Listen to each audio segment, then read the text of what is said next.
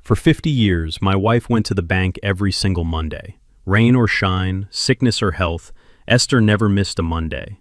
She told me she was depositing her tips from housekeeping, just pennies really, saving for a rainy day. I never questioned her. I trusted her with my life. But when she passed away last week, I discovered why she really made those trips. And when I opened that safety deposit box, I did not find pennies. I found a secret that would shatter my world, and then rebuild it into a weapon against the very people trying to destroy me. I am Harold Jenkins, 68 years old, and my hands are rough from 40 years of fixing engines and changing oil. I have spent my life covered in grease so my family could be covered in silk. I thought I had earned a quiet retirement in the house I paid for with my sweat and blood. But as I stood over my wife's open grave, I realized the vultures were already circling. Before I tell you how I lost everything and gained an empire, let me know where you are watching from in the comments below. Hit like and subscribe if you have ever been underestimated by the people who were supposed to love you. The rain was falling hard at the cemetery, turning the Georgia red clay into mud. It was a cold rain, the kind that seeps into your bones and makes you feel like you will never be warm again. The pastor was reading Psalm 23, Esther's favorite. His voice was deep and soothing, trying to offer some comfort to a broken old man. I stood there, clutching my hat to my chest, staring at the mahogany casket. That was my heart inside that box. That was 50 years of waking up next to the most beautiful woman I had ever seen. I wanted to hear the pastor. I wanted to hear the prayers. But I couldn't hear a thing over the sound of my son-in-law, Brent. Brent stood 10 feet away, under a massive black umbrella that he was holding over himself, leaving my daughter Tasha partially in the rain. He had his phone pressed to his ear. He wasn't whispering. He was using that loud, confident voice he used when he was trying to sell a condo to a yuppie couple from New York. "The zoning permits are approved," he said, loud enough for the morning congregation to hear. "I told you, the equity is there. We just need to clear the existing structure. It is a teardown." I turned my head slowly. My neck felt stiff. I looked at him. He was wearing a suit that cost more than my first car, his blonde hair perfectly gelled, even in the humidity. He caught my eye, and instead of hanging up, he just tapped his watch and rolled his eyes, as if burying my wife was an inconvenience to his schedule. He pointed at the grave, and then made a wrapping it up motion with his hand. I looked at Tasha, my little girl. She was 35 now, but she still looked like the child I used to carry on my shoulders. She was looking down at her shoes, refusing to meet my gaze. She heard him. She heard him talking business over her mother's body, and she said nothing. That silence hurt more than the noise. The ride home was quiet, not the peaceful quiet of reflection, but the heavy, suffocating silence of a storm about to break. I drove my old Ford truck. They drove behind me in their white Range Rover. When we pulled into the driveway of the house on Elm Street, the house Esther and I bought in 1980, I felt a wave of exhaustion hit me. I just wanted to sit in her rocking chair. I wanted to smell her perfume on the pillows. I wanted to grieve. But Brent didn't give me time to take off my coat. We walked into the kitchen. This kitchen was the heart of our home. This was where Esther kneaded dough for her famous yeast rolls. The table was a solid oak piece I had sanded and stained myself 30 years ago. It still had the marks where Tasha had pressed too hard with her crayons when she was 6. Brent walked in and slammed his leather briefcase onto that table. The sound echoed like a gunshot. He didn't ask how I was doing. He didn't offer a glass of water. He clicked the latches open and pulled out a large roll of paper. He spread it out, covering the spot where Esther used to sit. It was a blueprint. "Okay, Harold, we need to have a serious talk about optimization," Brent said, clapping his hands together. I stared at him. Optimization. My wife was not even cold in the ground, and he was talking about optimization. I moved to the counter and filled the kettle with water. I needed something to do with my hands, because if I didn't hold on to something, I was afraid I might wrap them around his throat. I lit the stove.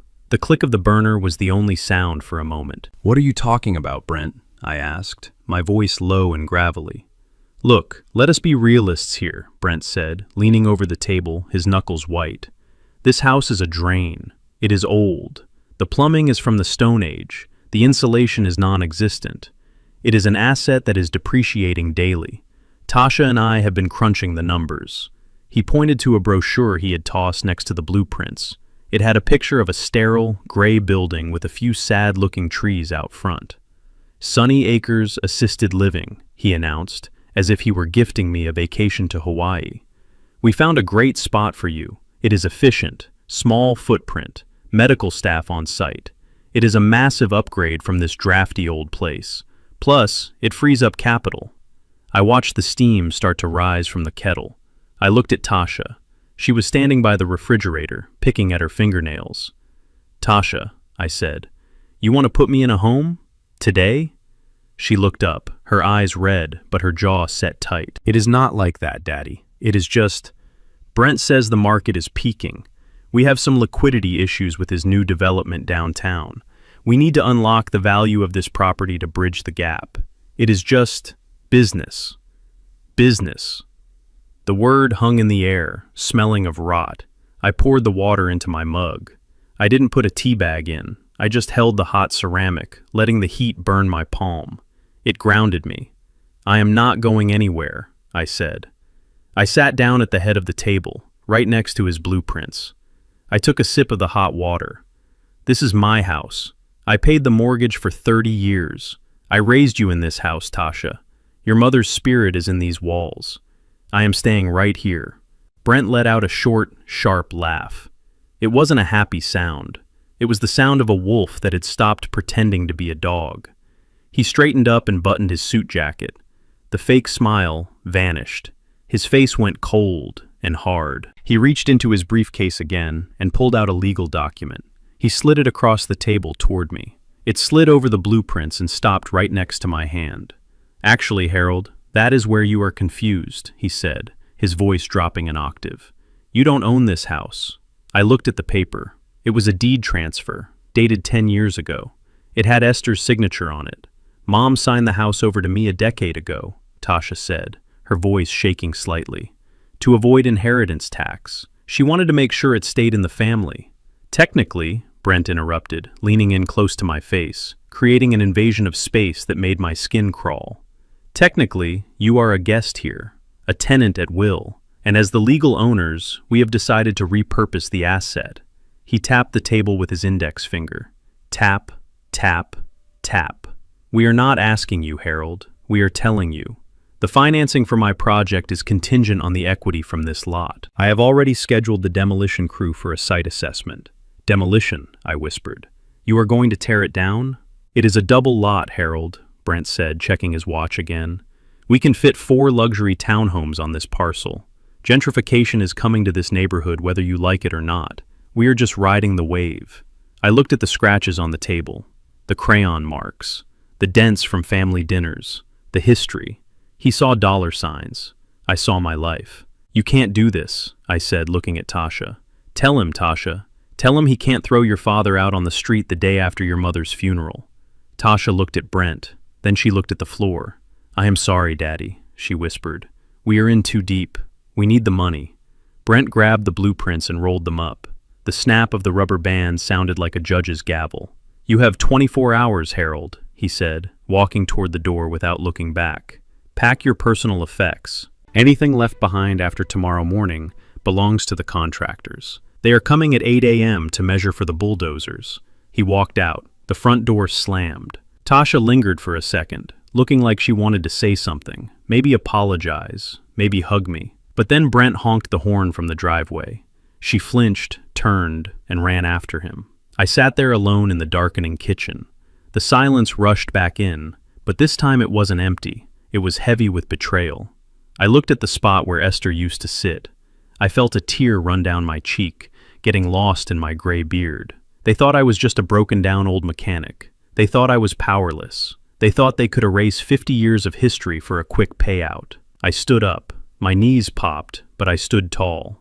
I walked over to the calendar on the wall. Tomorrow was Monday, Esther's day.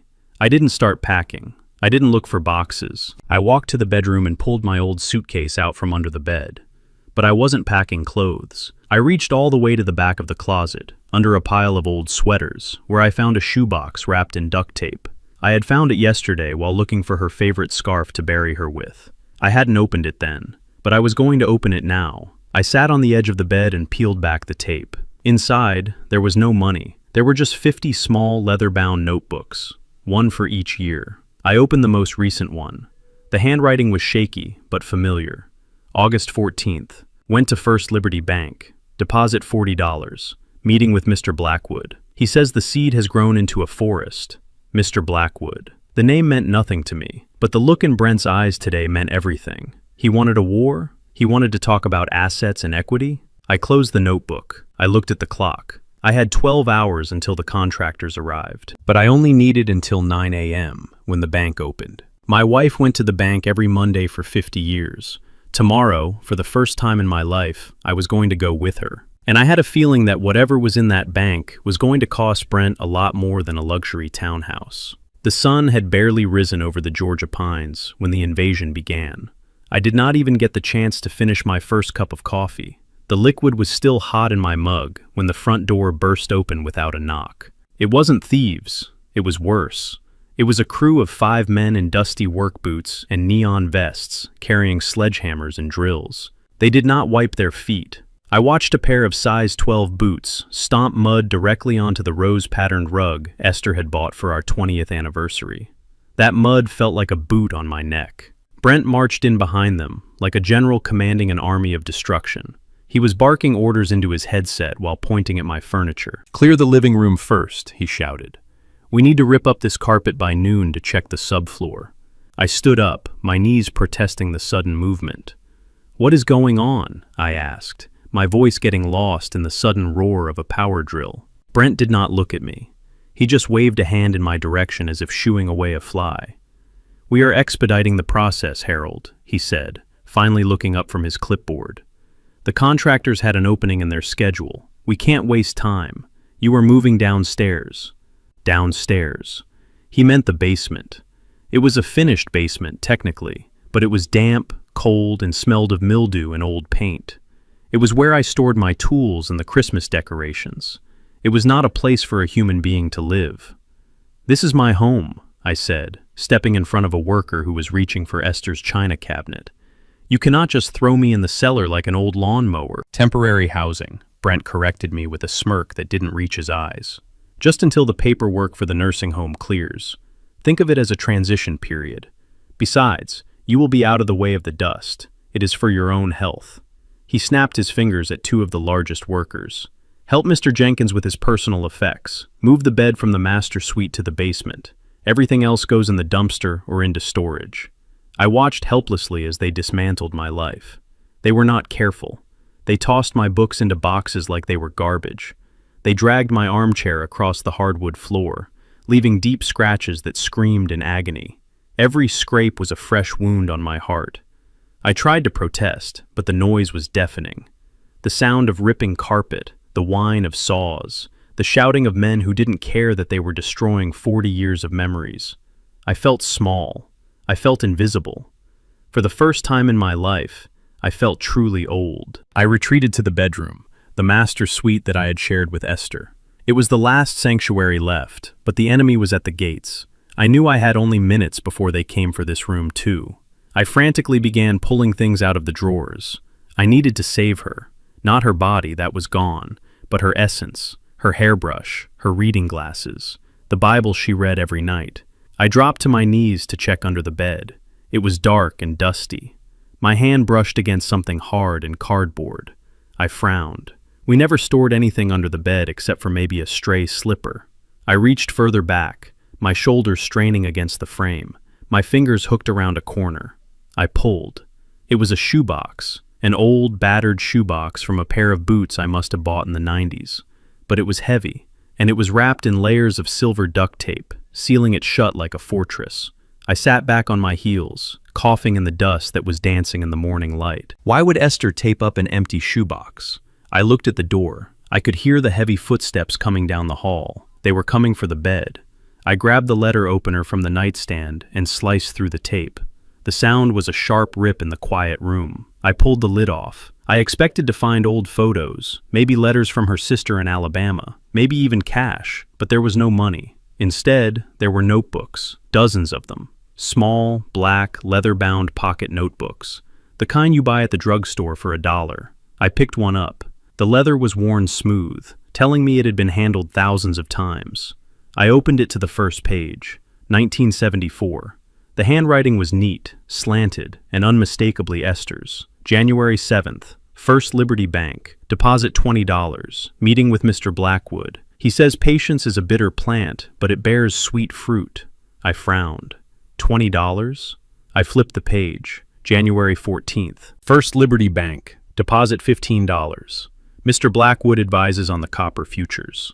I flipped through the book, every single Monday, for 50 years. The amounts were always small, $20, $30. Sometimes, on a good week when she got a Christmas bonus from the family she cleaned for, it was $50. I did the math in my head. Even over 50 years, $20 a week was not a fortune. It was maybe $50,000. A nice safety net, sure, but nothing that explained the secrecy. Nothing that explained why she wrapped this box like it contained the nuclear codes. And who was Mr. Blackwood? I knew Esther cleaned houses for some wealthy folks in Buckhead, but she never mentioned a Blackwood. And why was she taking investment advice? Esther didn't know anything about stocks. She kept her money in a coffee can in the kitchen until she had enough to buy a savings bond. Or so I thought. I picked up the last notebook. The year was current. The last entry was from 2 weeks ago, just days before her heart gave out. Monday, First Liberty Bank, deposit $40. Mr. Blackwood is worried about the wolves. I told him my Harold is a lion. He just does not know it yet. My Harold is a lion. Tears blurred my vision. She believed in me. Even when I was just a grease-stained mechanic, she saw a lion. But right now, sitting on the floor while men destroyed our home, I felt more like a lamb waiting for the slaughter. "Hey!" the voice boomed from the doorway. I jumped, instinctively clutching the box to my chest. Brent was standing there, blocking the light. He looked at me with disgust. "I told you to clear out, Harold. The guys need to move this bed." "What is that?" He walked over, his expensive Italian loafers crunching on the debris his workers had tracked in. He looked down at the box in my arms. "Just some old papers," I muttered, trying to stand up. My knees were stiff, and I stumbled slightly. Brent reached out and snatched the notebook from my hand before I could stop him. He flipped it open, scanning the pages with a sneer. "First Liberty Bank? Deposit $20? He laughed. A short, cruel bark of a laugh. "Oh, this is rich. Mom was hoarding her grocery change. What is this, her secret retirement fund? A couple of $1,000 she skimmed off the grocery budget?" He tossed the notebook back into the box with contempt. "It is pathetic, really," he said, shaking his head. "She probably thought she was being so smart, hiding pennies like a squirrel. You can keep it. Maybe it will pay for your diapers at the nursing home for a week." He reached for the box. "Give me that. I will toss it in with your clothes. You are holding up the demolition crew." "No." The word came out of my mouth before I even thought it. It wasn't loud, but it was hard, like steel. Brent paused, his hand hovering over the box. "Excuse me?" I said no. I stood up. I am 6 feet tall. I might be old, and my back might hurt, but I spent 40 years lifting engine blocks and turning bolts that were rusted shut. My hands are not soft like his. My hands are weapons forged in labor. I gripped the box so hard the cardboard creaked. I looked Brent in the eye. For the first time since the funeral, I didn't look down. I looked right at the arrogance in his face. "You do not touch this," I said, my voice low and dangerous. "You do not touch her things, and you do not touch me." Brent blinked. He took a step back, surprised by the sudden aggression. He laughed nervously, trying to regain control. "Okay, relax, old man. Don't give yourself a heart attack. Keep your little box of trash. Just get downstairs." He turned and walked away, yelling at the workers to hurry up. I stood there for a moment, listening to the beat of my own heart. It was slow and steady. The fear was gone, replaced by something cold and sharp. My Harold is a lion. I looked at the box. I looked at the entry about Mr. Blackwood. I walked to the closet. Most of my clothes were already in garbage bags, but I saw my suit hanging in the back. It was navy blue, outdated, and smelled of mothballs. It was the suit I wore to church, the suit I wore to bury my wife. I took off my flannel shirt. I took off my work pants. I dressed slowly, deliberately. I put on the white shirt, buttoning it all the way to the top. I put on the tie. I put on the jacket. It was a little tight across the shoulders, but it made me stand straighter. I walked out into the hallway. Brent was in the kitchen, looking at his phone. He looked up and saw me. He started to laugh. "Where are you going, Harold? To a costume party? You look like a funeral director from the 70s. I walked past him. I didn't stop. I walked past the workers who were tearing down the curtains. I walked to the front door. "I am going to the bank," I said, not turning around. "The bank?" Brent cackled. "What are you going to do? Deposit your Social Security check? Do you want a ride? I don't want you wandering off and getting lost." I opened the door. The fresh air hit my face. "I will find my own way," I said. I walked out to my old Ford truck. I put the shoebox on the passenger seat, strapping it in with the seat belt as if it were a child. I started the engine. It roared to life, a sound I knew better than my own voice. I didn't know who Mr. Blackwood was. I didn't know why Esther had saved $20 a week for 50 years. But I knew one thing. Esther never did anything without a reason. And if she thought I was a lion, it was time I started acting like one. I put the truck in gear and headed toward downtown, towards First Liberty Bank, towards the truth. First Liberty Bank looked less like a financial institution and more like a fortress built to keep people like me out. The building was a massive structure of white marble and imposing stone pillars that stretched high into the Atlanta sky. It sat on the corner of Peachtree Street, radiating an aura of old money and exclusion. My rusty Ford truck, sputtering as I pulled into the parking lot, looked like a blemish on a pristine painting. I parked next to a shiny black Mercedes and a silver Porsche. I sat there for a moment, gripping the steering wheel. My hands were shaking, not from fear, but from a rage that was still simmering from the morning. I looked at the shoebox buckled into the passenger seat. I took a deep breath, unbuckled it, and tucked it under my arm. I walked toward the revolving glass doors. I caught my reflection. A 68-year-old black man in a suit that was 10 years out of style, the fabric slightly shiny at the elbows, tight across the shoulders. My shoes were polished, but the leather was cracked. I looked exactly like what I was, a retired mechanic trying to look dignified. I pushed through the doors and the blast of air conditioning hit me like a wall of ice. The lobby was silent, save for the soft clicking of expensive heels on marble floors and the low hum of serious conversations. The air smelled of crisp paper and expensive cologne. I walked toward the teller line. There was a young man behind the counter. He could not have been more than 25. He had slicked back hair and a suit that fit him perfectly. He was typing on a computer, but as I approached, his eyes flicked up. He did not smile. He did not offer a greeting. His eyes scanned me from my scuffed shoes to my gray beard, and I saw the judgment settle in his gaze like a heavy stone. He saw a nuisance. He saw someone who was lost. "Can I help you, sir?" he asked. The word "sir" did not sound respectful. It sounded like a warning. "I am here to make a deposit," I said, my voice steady, "and I need to speak to Mr. Blackwood." The teller let out a short, sharp breath that was almost a laugh. He leaned over the counter, lowering his voice as if he were doing me a favor. "Sir, Mr. Blackwood is the branch president. He does not handle standard checking accounts. If you want to cash a check or make a small deposit, the ATM is right outside. It is very user-friendly." I didn't move. I felt the eyes of the other customers on me. A woman in a Chanel suit clutched her purse a little tighter. A security guard, a large man with a stone face, took a step away from the wall, his hand resting near his belt. "I am not going to the ATM," I said, placing the shoebox on the marble counter. "I have an appointment, or at least my wife did." The teller looked at the beat-up shoebox with disgust. "Sir, I am going to have to ask you to remove that from the counter. This is a bank, not a storage facility. Please use the ATM outside, or I will have to call security to escort you out. You are disturbing the other customers." The security guard was walking toward us now. I could see the muscles in his jaw working. I was 1 second away from being thrown out onto the sidewalk. My heart hammered against my ribs. This was it. This was how the world saw me. Just an old man in a cheap suit who didn't belong. I opened the shoebox.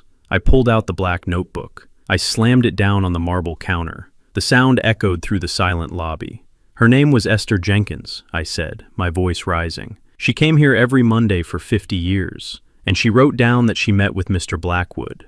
Now you tell him I am here." The teller rolled his eyes and signaled to the guard. "Okay, that is enough. Escort him out." The guard reached for my arm. "Sir, you need to come with me." "Stop!" The voice did not come from the teller. It came from the direction of the private elevators. The doors had just slid open. A man stepped out. He was tall, silver-haired, wearing a suit that cost more than my house. He carried himself with an authority that made the air in the room change. This was Mr. Blackwood. He was looking at the counter. He wasn't looking at me. He was looking at the black notebook. The teller straightened up, looking terrified. "Mr. Blackwood, sir, I am so sorry. This man was just causing a disturbance. I was just sending him to the ATM." Mr. Blackwood ignored him. He walked across the lobby, his strides long and purposeful. He stopped right in front of me. He looked at the notebook, then he looked at me. His eyes were blue and piercing, but there was no judgment in them. There was recognition, and something else. Shock. "You are Harold," he said. It wasn't a question. I nodded slowly. "I am." Mr. Blackwood let out a breath he seemed to have been holding. He looked at the guard, who immediately dropped his hand from my arm and stepped back. He looked at the teller, whose face had gone pale. "You tried to send Harold Jenkins to the ATM?" Blackwood asked, his voice dangerously quiet. The teller stammered. I just thought—" "You thought wrong," Blackwood snapped. He turned back to me, and his face softened. He extended a hand. "Mr. Jenkins, please accept my condolences. Esther she was a force of nature. We have been expecting you." He gestured toward the private elevator. "Please, come with me." I picked up the shoebox. I looked at the teller. He was staring at me with his mouth slightly open. I didn't smile. I didn't gloat. I just turned my back on him and followed Mr. Blackwood. We walked past the line of wealthy customers, past the security guard who wouldn't meet my eyes. We stepped into the elevator, and the doors closed, shutting out the noise of the lobby. The silence in the elevator was heavy, but it wasn't uncomfortable. Mr. Blackwood pressed a button on the panel. It wasn't for the top floor. It was for the bottom, the basement. "She spoke of you often," Blackwood said softly as we descended. "She always said you were the strong one, the one who held the family together." I felt a lump in my throat. "I didn't know about that," I said. "I think she was the one holding everything." The elevator doors opened. We weren't in a basement. We were in a vault. The air was cool and smelled of steel and dust. The walls were lined with metal boxes of all sizes. In the center of the room was a heavy steel table with a single lamp. Blackwood walked over to a massive circular door at the far end. It wasn't a small deposit box. It was a private walk-in vault. He keyed in a code and turned a heavy wheel. The gears groaned, a sound deep and ancient. The door swung open. "Mr. Jenkins," Blackwood said, stepping aside, "your wife was not just a depositor. She was our longest-standing private client." I walked inside. I expected to see stacks of cash, maybe the $20 bills she had saved. I was ready to count out a few $1,000s and feel proud of her discipline. But the room was not filled with cash. It was filled with shelves, and on those shelves were rows and rows of thick, color-coded files. There were stacks of bond certificates. There were deeds with gold seals. I walked over to the nearest shelf.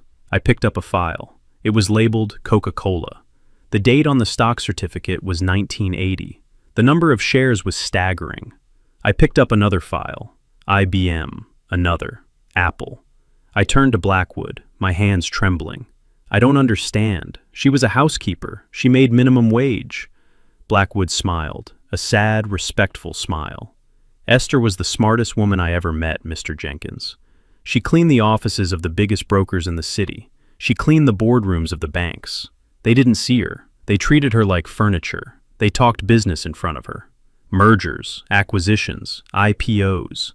They thought she was just emptying the trash." He walked over to a map on the wall. It was a map of the city. There were red pins all over it. "She listened, Harold, and she invested. She put every penny of her tips into the information they gave her for free. She bought land when no one wanted it. She bought stocks when they were pennies." He pointed to the shelves. "This isn't just savings, Harold. This is an empire."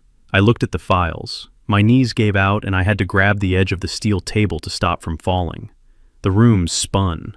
All those years, all those times she wore old clothes, all those times she clipped coupons, she was sitting on this. "How much?" I whispered. My voice cracked. "How much is it worth?" Blackwood walked over to the table and opened a ledger. He turned it toward me. I looked at the number at the bottom of the page. I blinked. I looked again. It was a number with too many zeros. It was a number that people like me only saw on the lottery news. She created a trust, Blackwood said. The Iron Rose Trust. She wanted to protect you. She knew your son-in-law was aggressive. She wanted to make sure that when she was gone, no one could take advantage of you. I looked at the number again. I looked at my rough, calloused hands. Hands that had changed oil for 40 years. Hands that were shaking violently now. Mr. Blackwood leaned in. Harold, listen to me. You don't just have enough to retire. You have enough to buy this bank. You have enough to buy the entire neighborhood your son-in-law is trying to kick you out of. I stood up straight. The trembling stopped. A cold clarity washed over me. I thought of Brent. I thought of his blueprints. I thought of the way he looked at me this morning like I was trash to be thrown away. I closed the ledger. I looked at Blackwood. Does he know? I asked. Does Brent know about this? Blackwood shook his head. No one knows. Just you, me, and the IRS. To the world, Esther was just a housekeeper.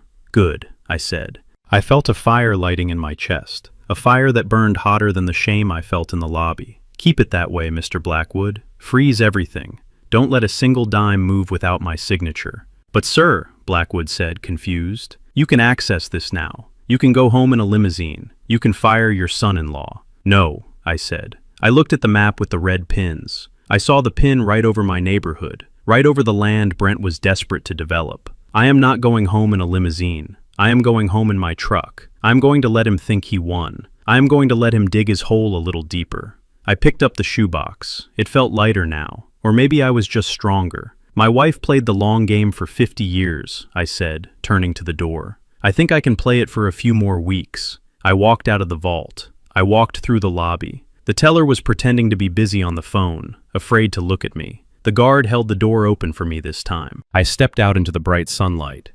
I got into my old truck. I looked at the bank one last time.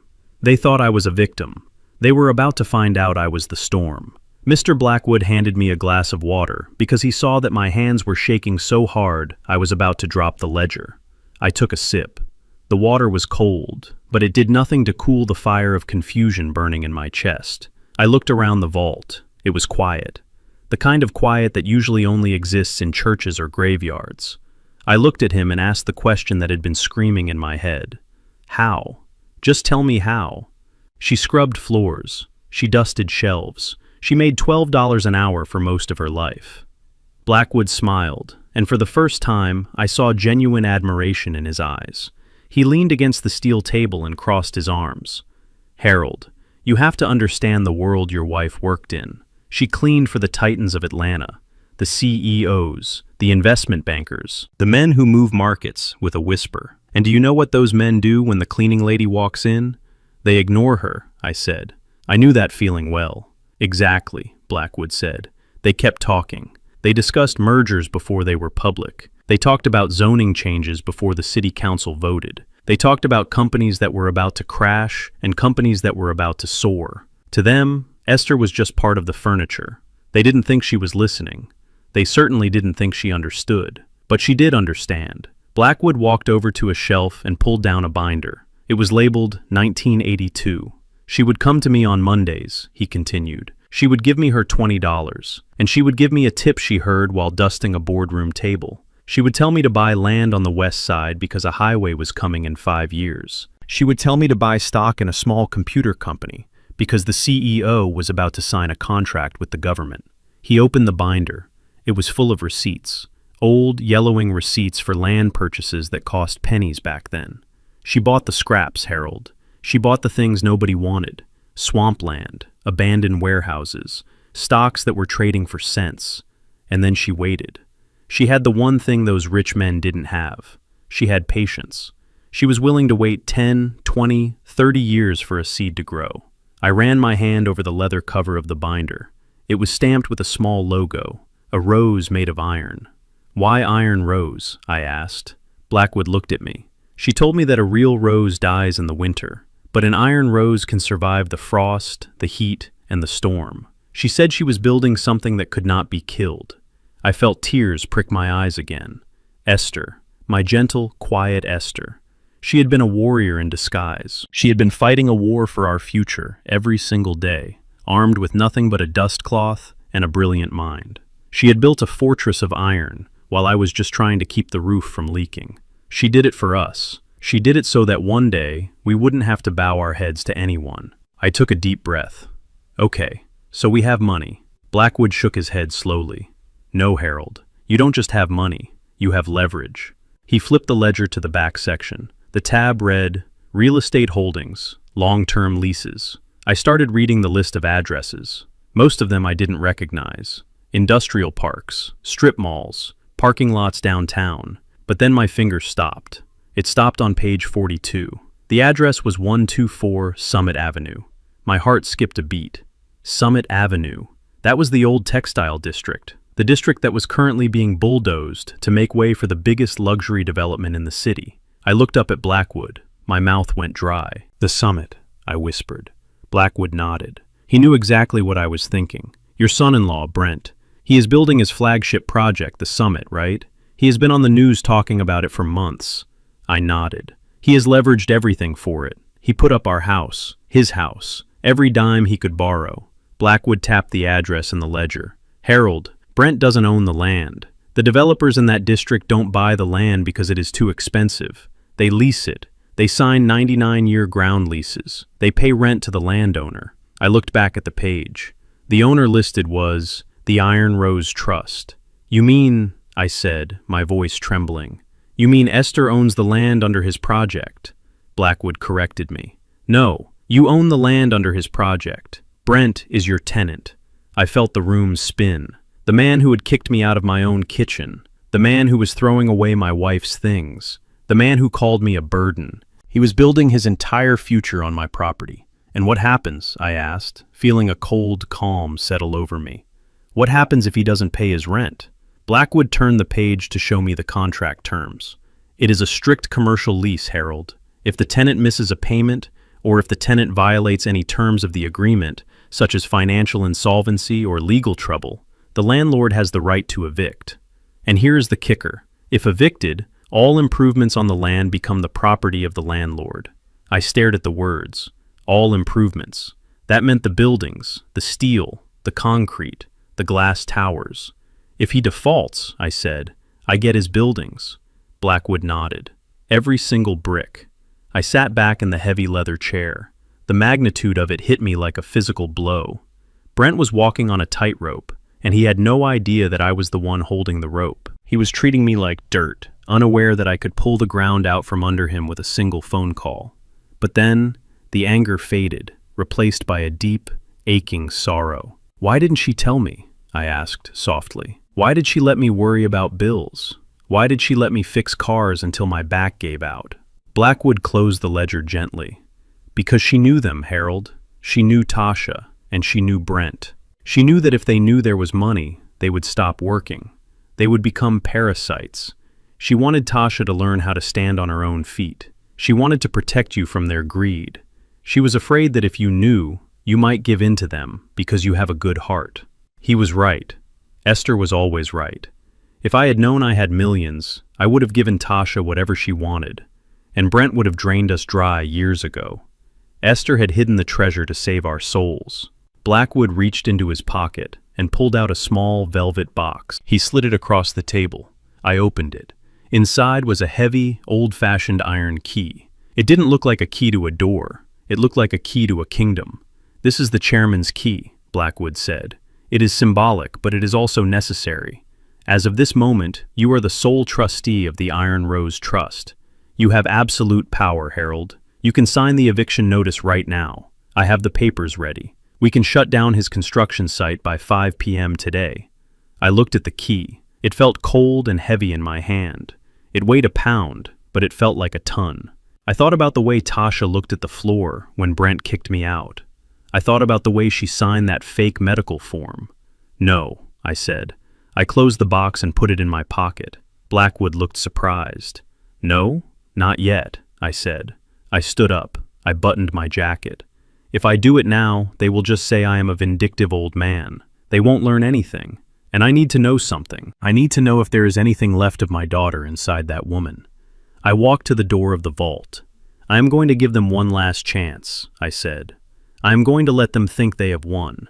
I want to see how they treat a poor old man who has nothing left to offer them.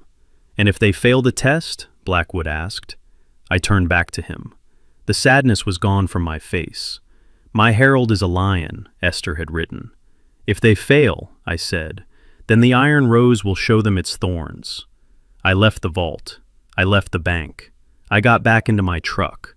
I wasn't just a mechanic anymore. I was the landlord, and rent was due. I drove home from the bank with the iron key burning a hole in my pocket. The city of Atlanta looked different to me now. The skyscrapers were not just tall buildings anymore. They were piles of assets and liabilities. The construction cranes were not just machines. They were markers of debt. And I was no longer just a retired mechanic driving a rusted Ford. I was the silent partner in half the deals on the street. I was a millionaire. I was the landlord. But as I turned onto Elm Street, I felt the familiar weight of my reality settle back onto my shoulders. To the world outside, I was a tycoon. To the people inside my house, I was a piece of furniture they were trying to throw out. I walked into the kitchen. The air was thick with the smell of seared beef and garlic butter. My stomach rumbled. I had not eaten since breakfast. Brent and Tasha were sitting at the table. They were not eating leftovers. They were eating ribeye steaks. Thick, juicy steaks with a side of asparagus and roasted potatoes. A bottle of expensive red wine was open between them. They stopped talking when I walked in. The silence was instant and cold. Brent did not look up from his plate. He cut a piece of meat, the juice running red onto the white porcelain. He chewed slowly, savoring it. Tasha looked at me, then looked away quickly. There was no third-place setting. There was no steak for me. There is some meatloaf in the fridge from Tuesday, Brent said, taking a sip of wine. You can heat it up in the microwave. We are celebrating closing a big deal. We did not think you would be hungry. I looked at the steak. I could buy the best steakhouse in the city right now. I could buy the cattle ranch that raised the cow. But I said nothing. I walked to the refrigerator. I took out the Tupperware container. It was cold and gray. I put it on a plate and put it in the microwave. The hum of the machine was the only sound in the room. I sat down at the small counter in the corner, my back to them.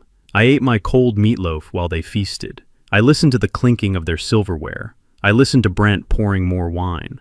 It was the ultimate disrespect. It was not about the food. It was about the message. You do not matter. You are not one of us. You are a ghost in your own home.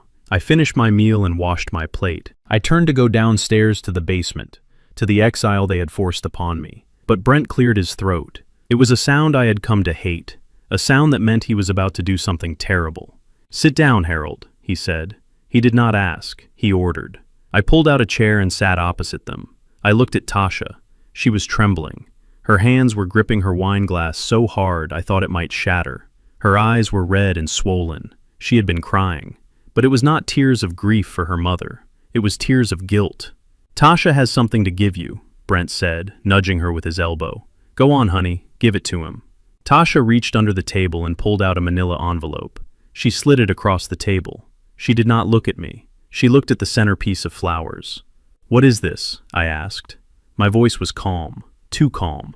"It is for your own good, Daddy," Tasha whispered. Her voice was shaking. "We are just so worried about you. You have been acting so strange lately, wandering off to the bank, talking about things that do not make sense. We think Mom dying was too much for you." I opened the envelope. It was a medical assessment. It was signed by a doctor I had never met, a Dr. Phillips. I read the diagnosis: early onset dementia, severe confusion, inability to care for self, recommendation for immediate assisted living placement. I looked up. "Dementia?" I asked. "I fixed an engine yesterday. I drove myself to the bank this morning. I remember the day you were born, Tasha. I remember the day you fell off your bike and I carried you home. I am not confused." Brent leaned forward. His face was fake concern masked over pure malice. "Harold, you went to the bank today and made a scene," he said. "The teller called us. He said you were shouting about being a millionaire. He said you were delusional. We cannot let you hurt yourself. This facility is the best place for you. They have professionals. They can help you with your episodes." I looked at him. He was lying. The teller had been terrified, not concerned, and Blackwood certainly had not called him. This was a setup, a cold, calculated setup. Then I realized why. It was not just about getting me out. It was about tomorrow. You have investors coming tomorrow, do you not? I asked. You have the partners for the summit project coming to sign the final papers, and you need the house empty.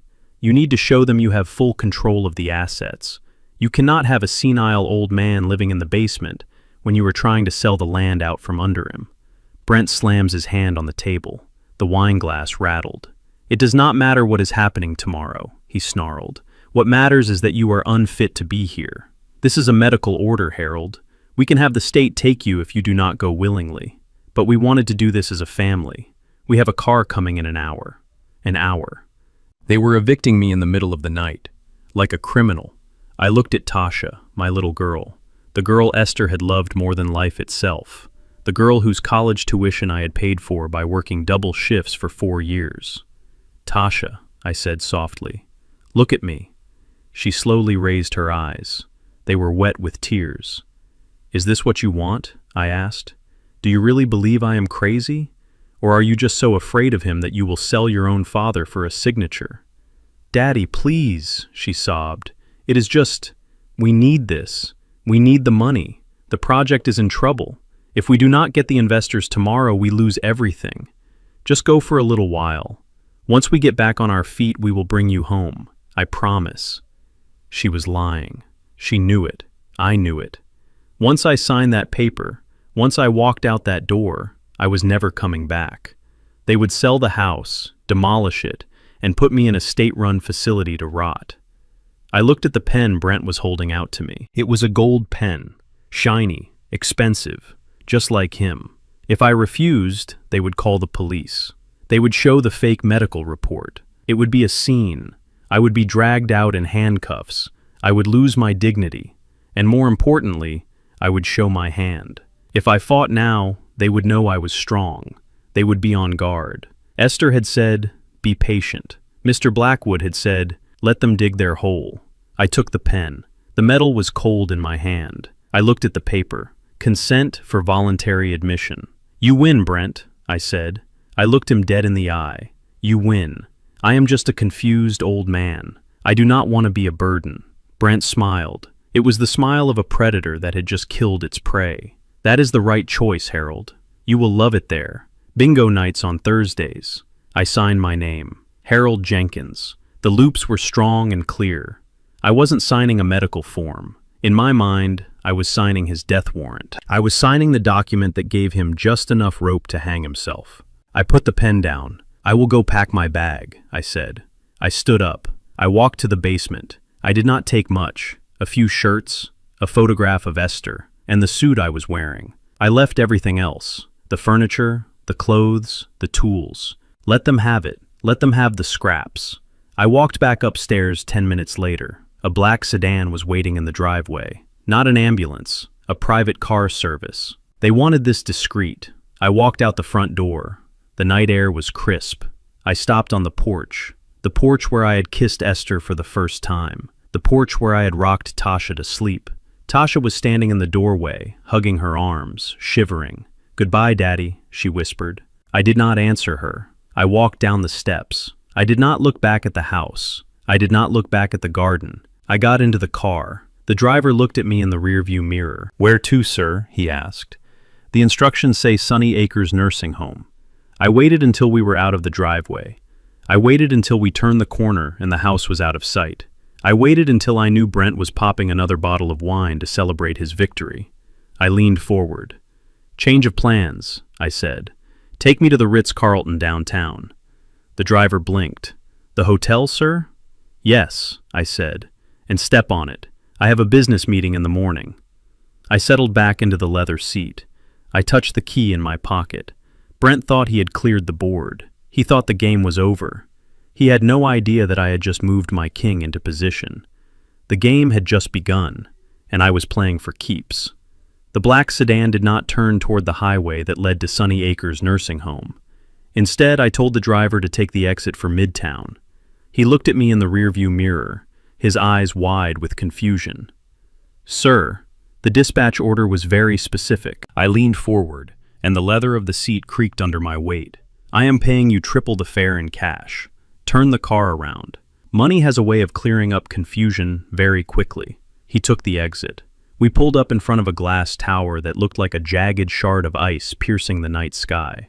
This was not a place for the sick or the elderly. This was a place for sharks. I grabbed my battered suitcase and walked into the lobby. The security guard started to move toward me, his hand resting on his belt. But before he could speak, a voice cut through the air like a whip. "Let him through." I looked up.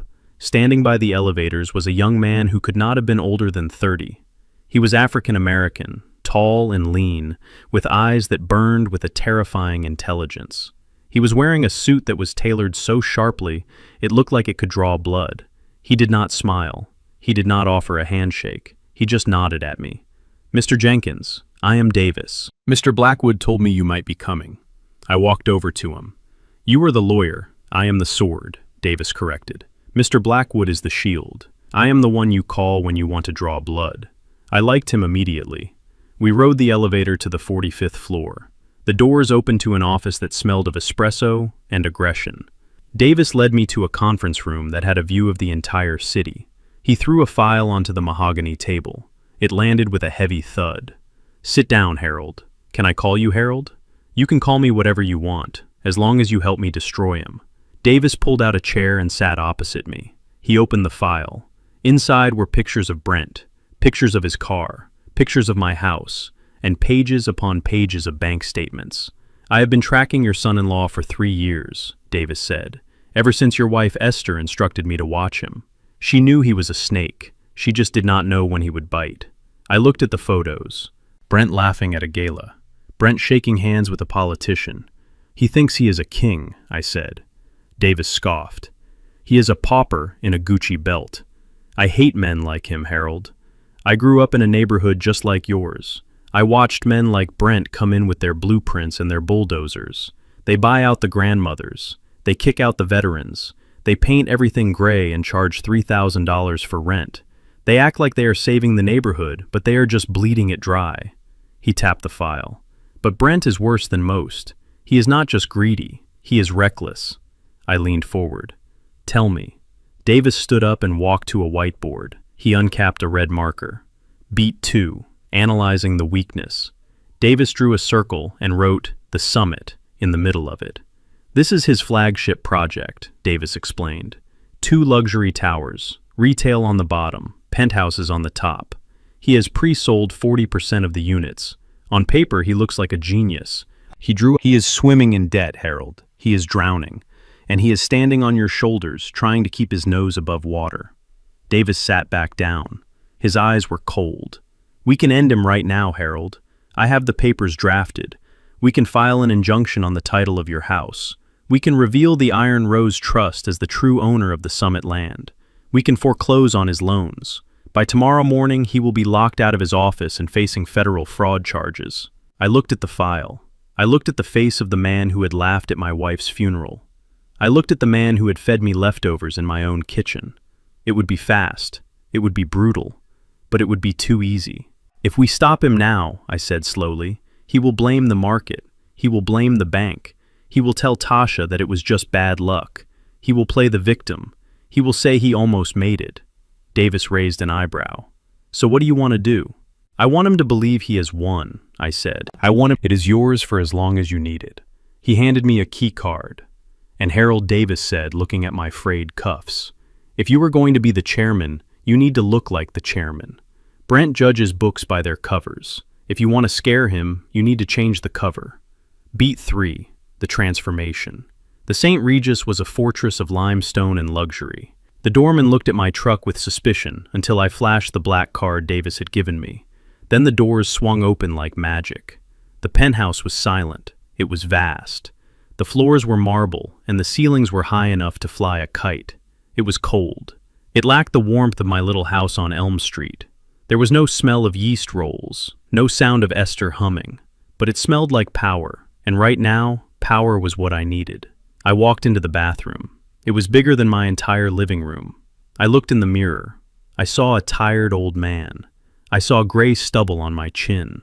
I saw hair that was unkempt. I saw a shirt that was stained with engine oil and grief. I saw the man Brent had thrown away. I picked up the phone. I called the concierge. "I need a barber," I said, "and I need a tailor. Send them up, tonight. The concierge hesitated. Sir, it is 11 p.m., I said, tonight. 40 minutes later, I was sitting in a leather chair in the center of the living room. A barber with tattoos on his arms was dragging a straight razor across my throat. The hot towel felt like it was melting away the years of grime. I watched the gray clumps of beard fall to the floor. When he was done, I looked younger. The lines in my face were still there, but they looked like etched stone, not cracked mud. The tailor arrived next. He measured my shoulders. He measured my inseam. He clucked his tongue at my posture until I stood up straight. He brought out a suit. It was not off the rack. It was a charcoal gray three-piece suit made of Italian wool. Davis had sent it over from his own emergency wardrobe. It fit a little loose in the waist, but the tailor pinned it tight. I put on the white shirt. It was crisp and stiff. I tied the silk tie. I put on the jacket. I walked back to the mirror. The mechanic was gone. The victim was gone. The man staring back at me looked dangerous. He looked like a man who owned the building, not the man who fixed the boiler. I walked out to the balcony. The wind whipped at my jacket, but I did not feel the cold. I looked down at the city of Atlanta. It was a sea of lights. I looked toward the west, toward Elm Street. I could not see my house from here, but I could see the glow of the construction lights, where Brent was working on the summit. I imagined him there, drinking his wine, high-fiving his partners, laughing about the old man he had shipped off to the nursing home. Laugh while you can, son, I whispered to the wind. I gripped the railing. My hands were strong. My resolve was iron. You wanted my house, Brent. You wanted my land. You wanted a report. He had erased 50 years of my life with a 30-second soundbite. Tasha was standing next to him in a silver dress. She looked pale. When he said those words, she flinched, just a little. But I saw it. She knew it was a lie. But she stood there and smiled her frozen smile, because that is what wives of tycoons do. Brent raised his glass. To the summit, he bellowed. To the new skyline of Atlanta. The crowd cheered. They clapped for the man who had stolen a house from an old mechanic. They clapped for the thief. I took a sip of my water.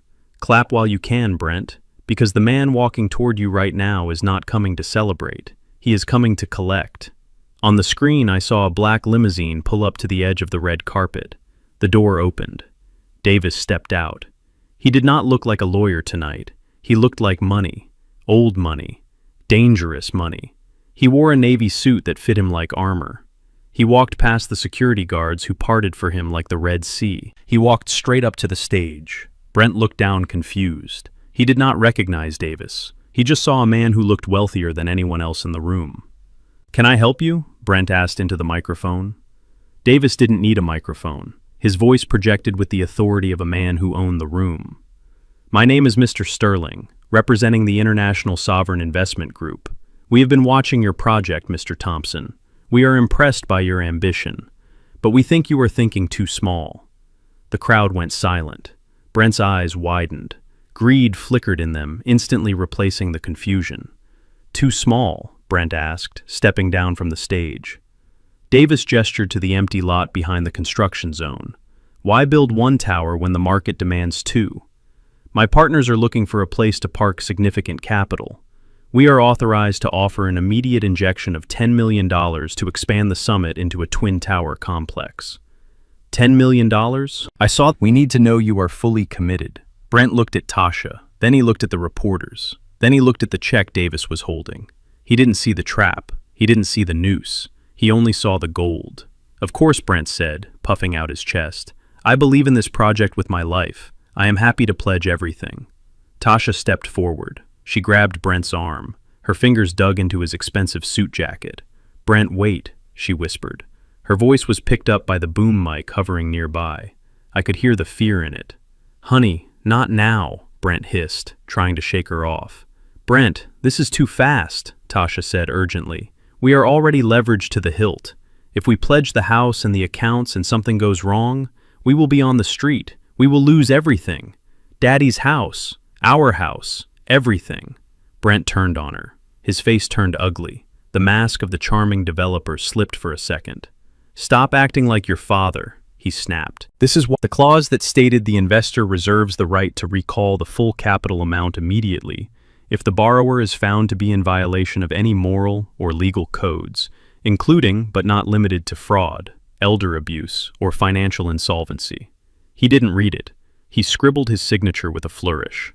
Brent Thompson. He handed the pen back to Davis. "Done," Brent said, beaming. Davis took the document. He didn't smile. He looked at Brent with the cold, dead eyes of a shark that had just smelled blood in the water.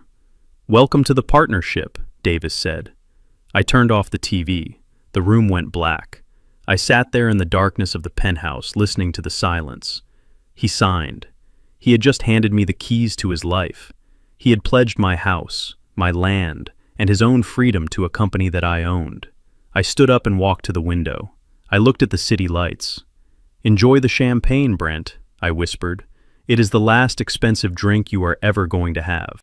There were climbing roses that hugged the trellis I had built for our 10th anniversary. It was a riot of color in a gray world. It was where we drank our coffee. It was where we made up after arguments. It was where she told me she was pregnant with Tasha. Brent stood on the patio. He was wearing a hard hat that looked ridiculous with his Italian suit. He waved his hand forward, signaling the driver to proceed. "Tear it all up," I heard him say through the microphone on the camera. "We need a flat surface for the VIP parking lot. I want this dirt compacted by noon." The bulldozer roared. The metal bucket slammed into the earth. I watched as 40 years of love were uprooted in 4 seconds. The trellis snapped like a toothpick. The red petals were crushed into the mud. The roots were torn from the soil, exposing the raw earth underneath. I felt a physical pain in my chest, sharp and cold. I did not cry. Tears are for grief, and I was done grieving. This was not sadness. This one was from the main construction site of the summit. It was a hive of activity. Cranes were swinging, cement trucks were churning, and hundreds of men were shouting. Then, the foreman's phone rang. I watched through the high-definition lens of the site camera. I saw the foreman, a burly man named Miller, answer the call. I saw his face go pale. He shouted something back, waving his arms. He hung up and sprinted toward the trailer where Brent had his temporary office. Inside that trailer, Brent was pouring himself a mid-morning scotch. He felt like a king. He had just signed the deal with the Sovereign Investment Group. He thought he had $10 million sitting in his account. His phone rang. It was the CFO of his company. "Brent, we have a problem," the voice on the other end said. It was loud enough for me to hear through the bug Davis had planted in the office. "What problem?" Brent asked, annoyed. "I am busy. The transfer from Sovereign," the CFO stammered. It is the name of the flower he had just crushed. Outside the trailer, the noise was changing. It wasn't the sound of work anymore. It was the sound of anger. The cement trucks were turning off their mixers. The crane operators were climbing down from their cabs. Foreman Miller burst into the trailer. "Boss, we have a situation," Miller yelled. "The concrete guys are leaving. They are dumping the load in the street, and the union rep is here. He says the payroll check bounced this morning. The men are walking off the job." Brent looked out the window. His empire was crumbling in real time. Hundreds of workers were gathering around the gate. They were not working. They were chanting, "Pay us, pay us, pay us." Brent ran his hand through his hair. He looked terrified. He looked at his phone. He looked at the contract he had signed last night. "It is just a glitch," he muttered. "It has to be a banking glitch." He grabbed his jacket and ran out of the trailer. He tried to address the crowd. "Listen to me," he screamed over the noise. "It is a technical error. The money is coming. I just signed a $10 million deal. Go back to work." A worker threw a hard hat at him. It hit the dirt near his expensive shoes. "We don't eat promises, Brent," someone yelled. "No pay, no work." Within 30 minutes, the site was silent. The cranes were still. The trucks were gone. The only thing moving was Brent, pacing back and forth in his trailer, frantically dialing numbers that went straight to voicemail. I sat in my penthouse, sipping tea. The silence on the construction site was music to my ears. He was learning the first lesson of business. You can treat people like dirt, but you cannot treat money like dirt. And right now, the money was on strike. Desperation is a powerful drug. It makes smart men stupid, and stupid men reckless. Brent was not a smart man. He was a greedy man, and greed had blinded him to the trap closing around his neck. By 3 in the afternoon, Brent realized the bank was not going to unfreeze his accounts today. The compliance review would take 48 hours, but he needed $200,000 in cash by 5 p.m. to keep the crew from walking off the job permanently and to stop the suppliers from suing him. He could have called Tasha. He could have told her the truth. He could have admitted he was overextended. But his ego was too big. He wanted to be the hero. He wanted to be the man who fixed it. So he made the call I knew he would make. Davis had anticipated this. We knew Brent had a gambling problem in his 20s. We knew he had contacts in the underworld.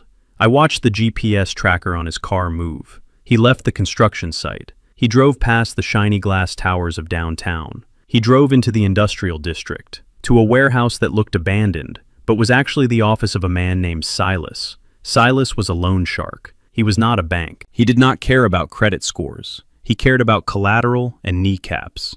I listened to the audio from the bug in Brent's jacket. "I need 200 grand, Brent said. His voice was breathless. "Just for a week. I have 10 million coming in. It is just stuck in a wire transfer." Silas laughed. It was a dry, scratching sound. "I know who you are, Thompson. I saw you on the news. Big shot developer. Why are you coming to me for pocket change?" "Cash flow issue," Brent lied. "Just bridge capital." Silas paused. The silence was heavy. "It will cost you," Silas said. 20% interest, compounding weekly, and I need a personal guarantee." "Anything," Brent said too quickly. "I will pay you back double next week." "I need a lien on your car," Silas said, "and a lien on that property you were bragging about, the one on Elm Street." Brent hesitated. He had already pledged that house to the Sovereign Group. Pledging it twice was fraud. It was a felony. It was a prison sentence wrapped in a handshake. But he looked at his watch. It was 4 p.m. He was running out of time. "Fine," Brent said. "Draw it up." I heard the scratch of a pen on paper. I heard the thud of a heavy bag of cash being placed on a table. Brent walked out of that warehouse with a bag of money and a death sentence. He thought he had bought himself a lifeline. He didn't realize he had just dug the hole so deep that not even a ladder could save him. He drove back to the construction site. He paid the foreman in cash. He paid the union rep. He bought himself one more day of silence. He sat in his trailer, wiping sweat from his forehead, thinking he had survived the storm. I watched him from my penthouse. I touched the iron key in my pocket. "You didn't survive, son," I whispered. "You just took the bait." Phase 1 was complete. He was cut off from legitimate money. He was in bed with criminals. And he had committed fraud that I could prove with a single recording. Tomorrow, I would pull the string tight. Tomorrow, the iron rose would show its thorns, and Brent would realize that bleeding is not the worst thing that can happen to a man. Being erased is. Desperation has a distinct smell. It smells like stale coffee and cold sweat. It smells like a man who knows the clock is ticking louder than his heartbeat. On Tuesday morning, Brent reeked of it. He had 24 hours to pay back the $200,000 he had borrowed from Silas, the loan shark. The interest was compounding daily, and Silas had made it very clear that he did not accept excuses. He only accepted cash. I watched the final act of this tragedy from the comfort of my leather chair in the St. Regis. Davis had tapped into the security feed of the title company where Brent was heading. It was a small office in a strip mall, the kind of place that asked few questions as long as the check cleared. Brent was selling my house. He had found a buyer overnight, a man named Mr. Gecko. I called him that because he looked like a lizard in a cheap suit. He was a cash buyer, a flipper, the kind of man who circled distressed properties like a vulture, waiting for an animal to die. Brent had listed the house for half its value. He was practically giving it away. He did not care about the loss. He just needed the cash to pay Silas and keep his legs broken. I watched Brent sitting in the waiting room. He was shaking his leg nervously. He kept checking his phone.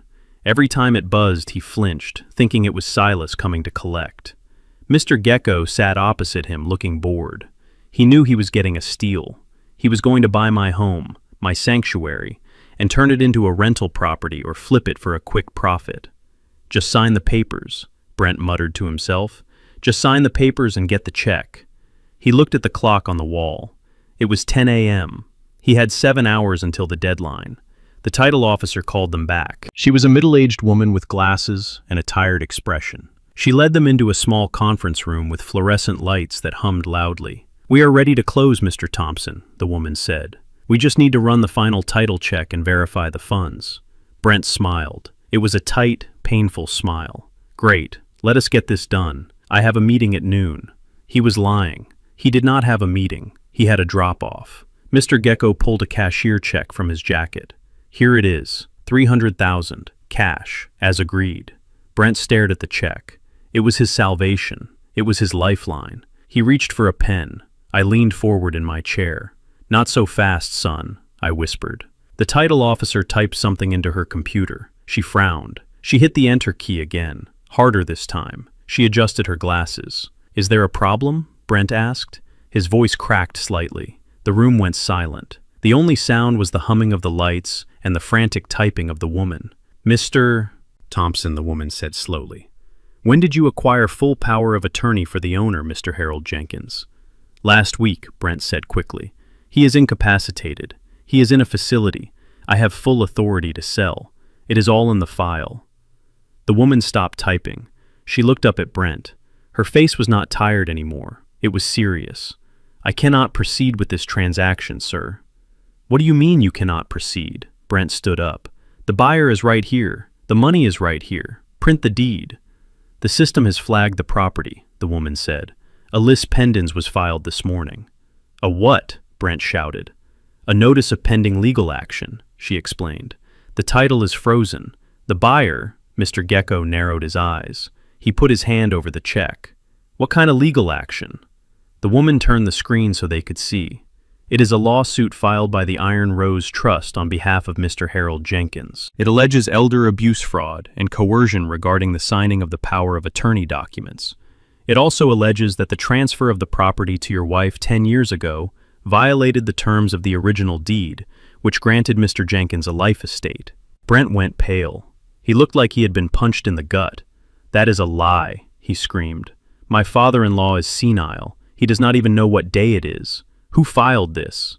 The woman looked at the document. It was filed by the law firm of Davis and Sterling, and it is accompanied by a sworn affidavit from Mr. Jenkins himself, stating that he was forced to sign admission papers under duress. Mr. Gecko stood up. He snatched the check off the table. I am out, he said. Wait, Brent pleaded, grabbing the man's sleeve. It is a mistake. I can fix this. Just give me an hour. I will call my lawyer. Mr. Gecko shoved him away. I do not touch properties with fraud allegations. Do not call me again, Thompson. He walked out. The door slammed shut. Brent was left standing alone in the room with the title officer. She looked at him with suspicion now. I think you should leave, Mr. Thompson, she said, reaching for the phone, before I call the authorities. Brent ran. He did not walk. He ran out of that office like the building was on fire. I watched him go. I took a sip of my coffee. Strike one. Brent sat in his car in the parking lot. His hands were gripping the steering wheel so hard his knuckles were white. He was hyperventilating. He had no house. He had no buyer. And he had no money for Silas. He pulled out his phone. He dialed Tasha. Pick up, pick up, pick up, he screamed at the phone. Tasha answered on the fourth ring. Her voice was small and timid. Hello, who did you talk to? Brent roared. What? Tasha asked, confused. Who did you talk to about your father? Brent screamed. Did you call a lawyer? Did you talk to one of your friends? No, Brent, I have not talked to anyone, Tasha cried. What is happening? Someone filed a lawsuit, Brent yelled, hitting the dashboard with his fist. Someone blocked the sale of the house. They know about the nursing home, Tasha. They know about the papers. They are accusing us of fraud. Tasha gasped. Oh my God. Is it the police? It is worse, Brent said. It is a trust fund. Some group called Iron Rose. Who are they? Did your mother have rich friends? No, Tasha sobbed. Mom was a maid. She did not know anyone. Brent looked around the parking lot. He felt eyes on him. He felt paranoid. Someone is sabotaging me, he hissed. It is a competitor. It has to be. Someone wants the summit to fail. They found out about your dad and they are using him as a weapon. He never once suspected me. In his mind, I was just a pawn. I was a confused old man drooling in a cafeteria somewhere. He could not conceive that the hand holding the knife was mine. What do we do, Brent? Tasha asked. I do not know, Brent whispered. The anger drained out of him, replaced by cold terror. His phone beeped, a text message. He looked at it. It was from an unknown number. It was just 3 emojis, a clock, a skull, and a $sign. It was Silas. Brent dropped the phone as if it were burning hot. "I have to go," he told Tasha. "Where are you going?" she asked. "To find money," he said. "Anywhere." He hung up. I watched him start the car. He peeled out of the parking lot, nearly hitting a minivan. He was driving blind. He was driving reckless. He was a rat in a maze, and I had just closed off the only exit. I turned to Davis, who was sitting across from me, working on his laptop. "He is running," I said. Davis nodded without looking up. "Let him run. He will only get tired." "What is the next move?" I asked. Davis turned the screen toward me. "The next move is the summit," he said. "He defaulted on the ground lease payment this morning. He used the money to pay the union instead of the rent." I smiled. It was a cold, hard smile. "So we own the buildings?" I asked. Davis nodded. "Technically, yes, but we need to make it official. I have arranged a meeting with the city inspector. We are going to shut down his site, not because of money, but because of safety." "Safety?" I asked. Davis smirked. "When you build fast and cheap, you cut corners. I have evidence that the steel he used for the foundation is subpar. It does not meet code." "And where did you get that evidence?" I asked. Davis pointed to the file labeled Iron Rose Suppliers. "Because we sold it to him," Davis said. "Or rather, a shell company we own sold it to him. It is perfectly safe, but on paper it lacks the proper certification. It will take weeks to test it. Weeks he does not have." I leaned back in my chair. "You are a dangerous man, Davis." "I learn from the best," Davis said, looking at the photo of Esther on my desk. Brent was driving around the city begging for money. Tasha was at home crying, and I was about to condemn the only thing Brent loved more than himself, his tower. The phone rang. It was Brent. He was calling me. I looked at the ID, Harold Jenkins. He was calling the man he put in a home. He was desperate. I let it ring. Once, twice, 3 times. I picked up. "Hello?" I said, making my voice sound weak and shaky. "Harold," Brent said. His voice was frantic. "Harold, are you okay?" "Who is this?" I asked, feigning confusion. "It is Brent, your son-in-law. Listen, Harold, I need you to sign something for me. The doctors say you are doing better. I can come pick you up. We can go to a lawyer. I just need you to tell them that you wanted to sell the house." I paused. I let the silence stretch. "I like it here, Brent," I said softly. "They have bingo on Thursdays." "No, Harold, listen to me," Brent shouted. "You have to help me. People are trying to hurt me, Harold. They are trying to take everything." I looked at the view of the city. I looked at the iron key on the table. "That sounds terrible, Brent," I said, "but I am just a confused old man. I probably would not understand. Harold, please." I hung up. I turned off the phone. I looked at Davis. "He is ready," I said. "For what?" Davis asked. "For the knockout." I stood up and walked to the closet. I pulled out my suit jacket. "Tomorrow is Monday," I said, "and on Mondays we do business." I was not just fighting for a house anymore. I was fighting for every person who had ever been underestimated, for every parent who had been discarded, for every worker whose hands were dirty so their children's hands could be clean. Brent wanted a war. He wanted to play games with people's lives. Well, he was about to learn that when you play with fire, you do not just get burned. You turn to ash. And I was the one holding the match. Wednesday morning did not bring the sun. It brought a gray, heavy sky that hung low over the city of Atlanta. It looked like the lid of a coffin closing down on the world. I stood on my balcony at the St. Regis, watching the wind whip through the streets. I was drinking black coffee. No sugar, no cream. Just the bitter taste of reality. Down on the street level, things were quiet at the Summit construction site. The workers were gone. The cranes were still. The only movement was the flapping of a torn plastic sheet on a stack of drywall.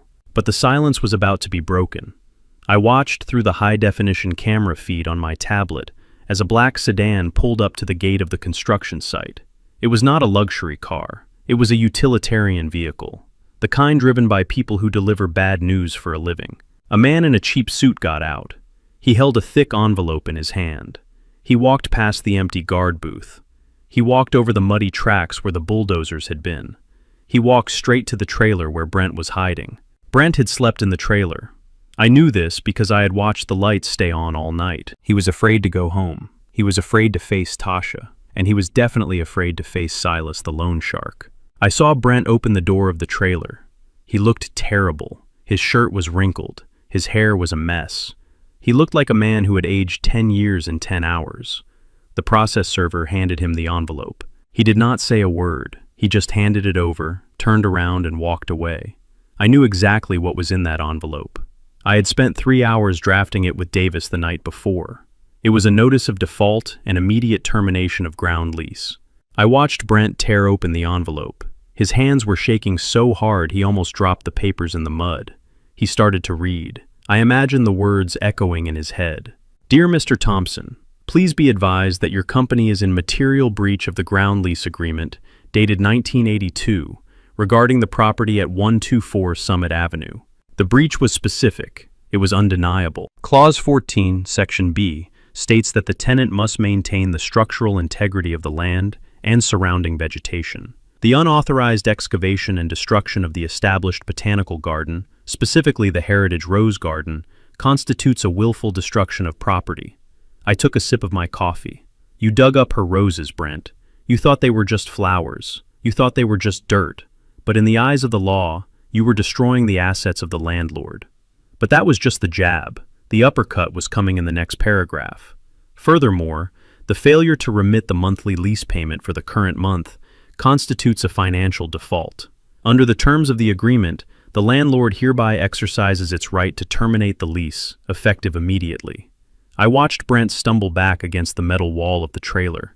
He was reading the second page now, the page that Davis called the kill switch. This was the part where the trap snapped shut. When you build a building on land you do not own, you are taking a risk. You are betting that you will always be able to pay the rent, because if you do not, the law is very clear. The land is the king. The building is just a subject. I could see Brent mouthing the words as he read. Pursuant to Clause 21, upon termination of this lease due to tenant default, all improvements constructed upon the land, including but not limited to structural foundations, steel frameworks, and stored materials, shall immediately revert to the sole ownership of the landlord. I set my coffee cup down. It made a sharp clink against the saucer. Revert to ownership. It meant I owned it all. I owned the steel he had bought with borrowed money. I owned the concrete he had poured.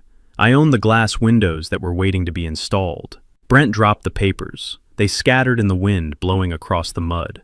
He fell to his knees. It was a theatrical gesture, but it was real. He was screaming.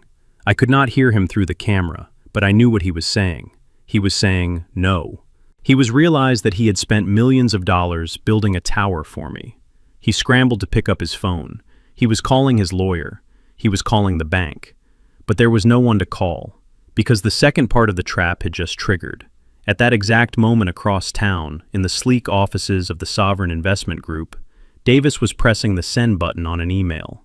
The email was addressed to Brent Thompson. Subject: immediate recall of capital. The $10 million loan that Brent had signed for at the party. The loan he thought was his salvation. It had a clause, too. It said that the loan was contingent on Brent holding a valid lease for the land. No lease means no collateral. No collateral means the loan is in default. I watched Brent phone buzz. He looked at it. He read the email. He threw the phone against the side of the trailer. It shattered. The $10 million was gone. It had never really been there. It was a mirage I had created to make him feel safe enough to pledge his life away. He had nothing. He had lost the land. He had lost the building. He had lost the financing. And he still owed Silas $200,000 by 5 o'clock today. I stood up and walked to the closet. I put on my jacket. It was time to go to the office. Not my old garage. My new office. The one that overlooked the ruin of my son-in-law. The collapse of a man is a slow and ugly thing to watch. It is not like a building falling down. It is like a tire leaking air. At first you do not notice it. Then it gets soft. Then it is flat. Then the rim grinds against the pavement, sparks flying until everything stops. By noon, Brent was grinding on the pavement. He had left the trailer. He had driven his expensive car back to the suburbs, back to the house he had stolen from me. But he did not go inside. He sat in the driveway. I had access to the security cameras at the house too. I saw Tasha come out to the car. She was wearing a bathrobe. Her hair was unwashed. She looked like she had been crying for days. She knocked on the window. Brent did not open the door. He was staring straight ahead, gripping the steering wheel. Then I saw the other car arrive. It was a black SUV with tinted windows. It pulled up right behind Brent, blocking him in. Two men got out. They were not wearing suits. They were wearing leather jackets. One of them was big. The kind of big that comes from lifting heavy weights in a prison yard. The other one was thin and wiry, holding a baseball bat loosely at his side. These were Silas men. Tasha screamed. I saw her mouth open in a silent wail of terror. She banged on the window, trying to get Brent to move, trying to get him to run. But Brent could not move. He was paralyzed by the consequences of his own greed. The big man walked up to the driver's side window. He tapped on the glass. It was a gentle tap, almost polite. Brent rolled down the window an inch. I could not hear what they said, but I saw the exchange. The big man leaned in. He whispered something. He pointed to the house. He pointed to Tasha. Brent shook his head violently. He was begging. He was pleading. He was crying. The big man reached into his jacket and pulled out a piece of paper.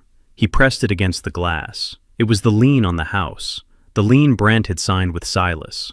The man with the bat walked over to the mailbox. He took a swing. The wooden post shattered. The mailbox flew into the street. It was a warning. Next time it would not be the mailbox. The men got back in their SUV and reversed slowly. They did not leave. They parked at the end of the street. They were watching. They were waiting. The deadline was 5 p.m. Brent got out of the car. He fell onto the grass. He was sobbing uncontrollably. Tasha ran to him. She tried to hold him, but he pushed her away. He stood up and yelled at her. He pointed at the house and screamed. He blamed her. He blamed her mother. He blamed me. Then Tasha did the only thing she had left to do. She pulled out her phone. My phone rang in the penthouse. Incoming call. Tasha. I looked at the screen. I looked at the picture of her that popped up. It was a photo from her college graduation. She looked so happy, so innocent. Before she met Brent, before she forgot who she was. My finger hovered over the answer button. I wanted to answer. I wanted to tell her it was going to be okay. I wanted to be her father. But Esther's voice was in my head. My Harold is a lion. Lions do not save the prey from the consequences of their choices.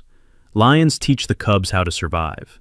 And Tasha needed to learn how to survive without me. She needed to see Brent for what he really was, without my money acting as a cushion. I let it ring. 1 ring. 2 rings. 3 rings. I imagined her panic. I imagined her realizing that the safety net was gone, that the father she had tried to institutionalize was now her only hope, and he was not there. The ringing stopped. Voicemail. A minute later, the notification popped up. Voicemail from Tasha. I pressed play. "Daddy," she sobbed. Her voice was broken, breathless. "Daddy, please pick up. We are in trouble. Bad men are outside. Brent says we lost everything. He says the house is gone. Daddy, I am scared. I am so sorry for what we did. Please, Daddy. If you are there, please help us." I listened to it again. Then I deleted it. I walked to the window. The sun was trying to break through the clouds, but it was too weak. "You are not sorry, Tasha," I whispered to the empty room. "You were just scared. There is a difference." I checked the time. It was 2 p.m. I had 3 hours before Silas came back. I had 3 hours to prepare for the final meeting. I called Davis. "Get the car ready," I said. "Are we going to save him?" Davis asked. "No," I said. "We are going to buy him out, but the price is going to be very different than what he expects." I hung up. I touched the iron key in my pocket. It was time to close the deal. It was time to show Brent Thompson that the old man he threw away was the only man who could save his life. And the cost of that salvation was going to be everything he had left. The clock on the wall of my penthouse read 3:30 in the afternoon. I had been watching the digital numbers flip for the last hour. Each minute that passed was a minute closer to the deadline Silas had given my son-in-law. At 5 o'clock, Brent would learn the hard way that loan sharks do not offer grace periods. But I was not going to let Silas break Brent's legs. That would be too easy. I wanted to break his spirit. I nodded to Davis. He picked up his phone and dialed. I could hear the ringtone echo in the silent room. Brent picked up on the first ring. He sounded like a man who was drowning and had just found a straw. "Hello, is this the bank?" "This is Mr. Sterling, representing the Iron Rose Trust," Davis said. His voice was calm, professional, and utterly devoid of mercy. "Mr. Sterling," Brent gasped. Please, you have to help me. There has been a mistake. The lease, the loan. I can explain everything. I just need a little more time." "The chairman is aware of your situation, Mr. Thompson," Davis interrupted. "He is aware that you have lost your financing. He is aware that you have lost your land. And he is aware of your outstanding obligation to certain unregulated lenders." There was a silence on the line, the kind of silence where hope fights with terror. "How do you know about that?" Brent whispered. "The chairman knows everything," Davis said. "He is willing to offer you a path to survival. He is willing to negotiate a buyout of your position, but it must happen now. You and your wife need to be at the headquarters of First Liberty Bank in 20 minutes. Top floor. Do not be late. 20 minutes. Brent stammered. "I can be there in 10. Thank you. Oh God, thank you." He hung up. He thought he had been saved. He thought some benevolent billionaire was about to write him a check and pat him on the head. He had no idea he was driving to his own execution. I stood up. I walked to the mirror and adjusted my tie. It was a silk tie, deep red like the roses Esther used to grow. "Let us go," I said to Davis. "The chairman should not keep his guests waiting." We took the private elevator down to the garage and drove the 3 blocks to First Liberty Bank. The security guards knew me now. They saluted as I walked past. I took the express elevator to the boardroom. It was a room designed to intimidate. The table was 20 feet long, made of polished mahogany. The windows offered a panoramic view of the city, including the stalled construction site of the summit. I sat in the chair at the head of the table. It was a high-backed leather chair that faced the window. When I sat in it, my back was to the door. I wanted them to see the city before they saw me. I wanted them to see the empire they tried to steal. Davis stood by the door like a sentinel. 4 o'clock arrived. The heavy double doors opened. I heard the footsteps. Brent's steps were hurried, frantic. Tasha's steps were slow, dragging. "Mr. Thompson, Mrs. Thompson," Davis said. "Please come in." I heard them stop. They were looking at the room. They were looking at the view. They were looking at the back of my chair. "Thank you for seeing us," Brent said. His voice was shaking. "I cannot tell you how much we appreciate this. We have had a terrible misunderstanding with the lease. I am a reputable developer. My wife here can vouch for my character." Tasha said nothing. I could hear her breathing. It was shallow and ragged. "Please sit down," Davis said. I heard the scrape of chairs. They sat at the far end of the table. So Brent started, his voice pitching higher with nerves. "Mr. Sterling, you mentioned a buyout. I am willing to be reasonable. The summit is a billion-dollar idea. If the trust wants to come in as a partner, I am willing to offer a controlling stake for, say, $5 million. That would cover my immediate liabilities." He was still trying to hustle. He was sitting in the ruins of his life, with a loan shark breathing down his neck, and he was still trying to sell the dream. "The chairman is not interested in a partnership," Davis said. "He is interested in an acquisition, total, complete, and unconditional." Brent hesitated. "Well, I suppose if the price is right. Who is the chairman anyway? I would like to shake his hand. It is rare to meet a man with such vision." I decided it was time. I pressed the button on the armrest. The mechanism hummed softly. The leather chair began to turn, slowly, deliberately. I watched the reflection in the window as I spun. I saw the city slide away. I saw the room come into view. I saw them. Brent looked like a man who had not slept in a week. His suit was rumpled. His eyes were bloodshot. Tasha was wearing a tracksuit, her hair pulled back in a messy bun. She looked small, defeated. The chair locked into place facing them. I rested my elbows on the armrests and steepled my fingers. I looked Brent dead in the eye. "Hello, Brent." The silence that followed was not empty. It was heavy. It sucked the air out of the room. Brent blinked. He opened his mouth, but no sound came out. He blinked again as if his brain was refusing to process the image in front of his eyes.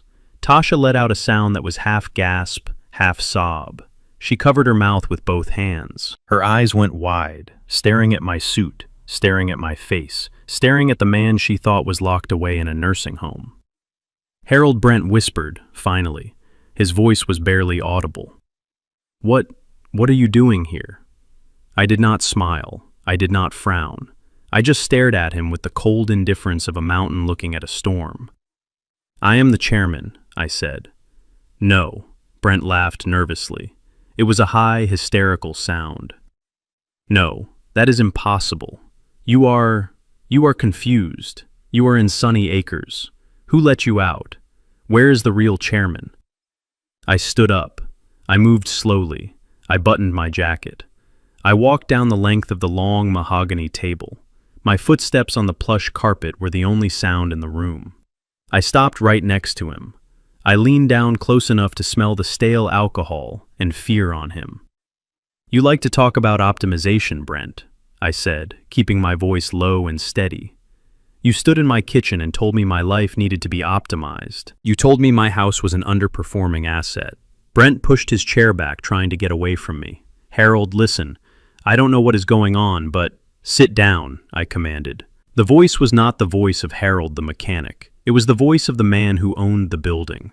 Brent froze. He sat back down. You wanted to optimize assets. I continued walking around the table to stand behind Tasha. Well, congratulations, son. You succeeded. You optimized yourself right out of the equation. I looked at Tasha. She was trembling violently. She could not look at me. Daddy, she whispered. I ignored her. I walked back to the head of the table. I picked up the object that was sitting there. It was the black shoebox. The tape was cut, but it was still battered and old. I pulled out the black notebook, the one Brent had tried to throw in the trash. I threw it down the length of the table. It slid across the polished wood, stopping inches from Brent's hand. Open it, I said. Brent looked at the book. He looked at me. His hands were shaking so bad he could barely grasp the cover. He opened it. Read the last entry, I said. Brent looked at the page. He squinted. Monday, he read, his voice trembling. First Liberty Bank. Deposit $40. Mr. Blackwood is worried about the wolves. I told him my Harold is a lion. He stopped reading. He looked up at me. The realization was hitting him like a physical blow. The pieces were falling into place. The bank, the trust, the land, the name Iron Rose. Your mother-in-law was not a maid, Brent, I said. She was a visionary. While you were playing with blocks, she was buying the city. While you were talking about being a big shot, she was the one signing the checks that built the skyline. I pointed to the window, to the view of the summit. She bought that land 40 years ago, I said. She bought it for pennies because she knew one day someone like you would come along. Someone greedy, someone blind. I walked back to my chair and sat down. You thought you were a king, Brent. You thought you were playing chess. But you were never playing chess. You were just a pawn on my wife board, and she took you off the board 10 years ago, before you even knew the game had started. Brent dropped the notebook. He looked at Tasha. Did you know he accused her? Did you know about this? I did not know, Tasha sobbed, shaking her head. I swear, Brent, I did not know. Of course she did not know, I said. Esther knew that if Tasha knew about the money, she would become exactly what she is now. Weak, dependent, and married to a parasite. I leaned forward. Now let us talk about your situation. It is 4:20 p.m. You owe Silas $200,000 by 5 o'clock. Brent went white. How do you? I told you. I know everything. I own the debt collection agency that Silas works for. Or rather, I own the company that owns the company that employs him. This was a lie, of course. I did not own Silas. But Brent did not know that. And right now, fear was my greatest weapon. I can make the call, I said. I can tell Silas to stand down. I can pay off your debt. I can save your legs and your life. Brent fell to his knees. He crawled toward me. He actually crawled. Harold, please. I am sorry. I was stressed. I did not mean to hurt you. I love Tasha. We are family. Please help me. I looked down at him with disgust. Stand up, I said. You look pathetic. He stood up, wiping tears from his face. I will help you, I said. But not because we are family. You ceased to be my family the day you threw my wife's belongings in a dumpster. I will help you because I do not want your blood staining my sidewalk. I signaled to Davis. Davis slid a folder across the table. This is the deal, I said. Brent grabbed the folder. He opened it. It is a transfer of assets. You sign over your company. You sign over your car. You sign over everything you own to the Iron Rose Trust. In exchange, we pay off Silas, and we give you a check for $5,000. $5,000, Brent cried. That is nothing. The car alone is worth $80,000. It is $5,000 more than you will have when Silas is done with you, I said coldly. And it is enough to buy a bus ticket to anywhere but here. Brent looked at Tasha. Honey, Tell him. We cannot leave with nothing. I looked at Tasha. He is not leaving with nothing, I corrected. He is leaving with you. Or at least that is his plan. I looked at my daughter. This was the test, the final test. Tasha, I said softly, you have a choice. You can go with him. You can take the bus and start over with the man who tried to put your father in an asylum. Or you can stay. Tasha looked at Brent. She looked at the man who had screamed at her in the driveway, the man who had blamed her, the man who was currently selling their future for $5,000. Then she looked at me. She looked at the father who had carried her on his shoulders. Brent grabbed her hand. Tasha, tell him. We are a team. Tasha pulled her hand away. She stood up. She walked over to the window and looked out at the city. She did not say a word. Brent looked at her. Then he looked at the clock. 4:30. He grabbed the pen. Where do I sign? He asked, his voice dead.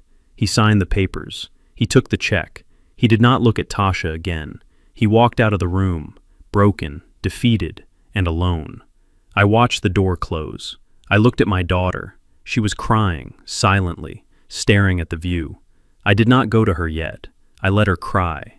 She needed to mourn the life she thought she had, so she could begin to build the life she deserved. I turned my chair back to the window. Esther, I whispered, the garden is clear. The weeds are gone. Now we can start planting again.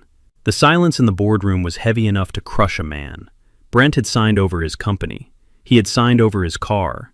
He had signed over the assets he stole from me. But we were not done. I looked at the clock on the wall. It was 4:35. The sun was beginning to dip below the horizon, casting long shadows across the mahogany table. Brent looked at the door. He thought he was free. He thought he could just walk out of here and disappear. I cleared my throat. The sound made him jump in his chair. Sit down, Brent, I said. We have finished the business transaction. Now we have to deal with the criminal one. Brent sank back into the leather chair. His face was gray. Tasha was staring at her hands, which were folded tightly in her lap. She looked like a ghost. I signaled to Davis. He reached into his briefcase and pulled out 2 thick manila envelopes. He placed them on the table in front of me.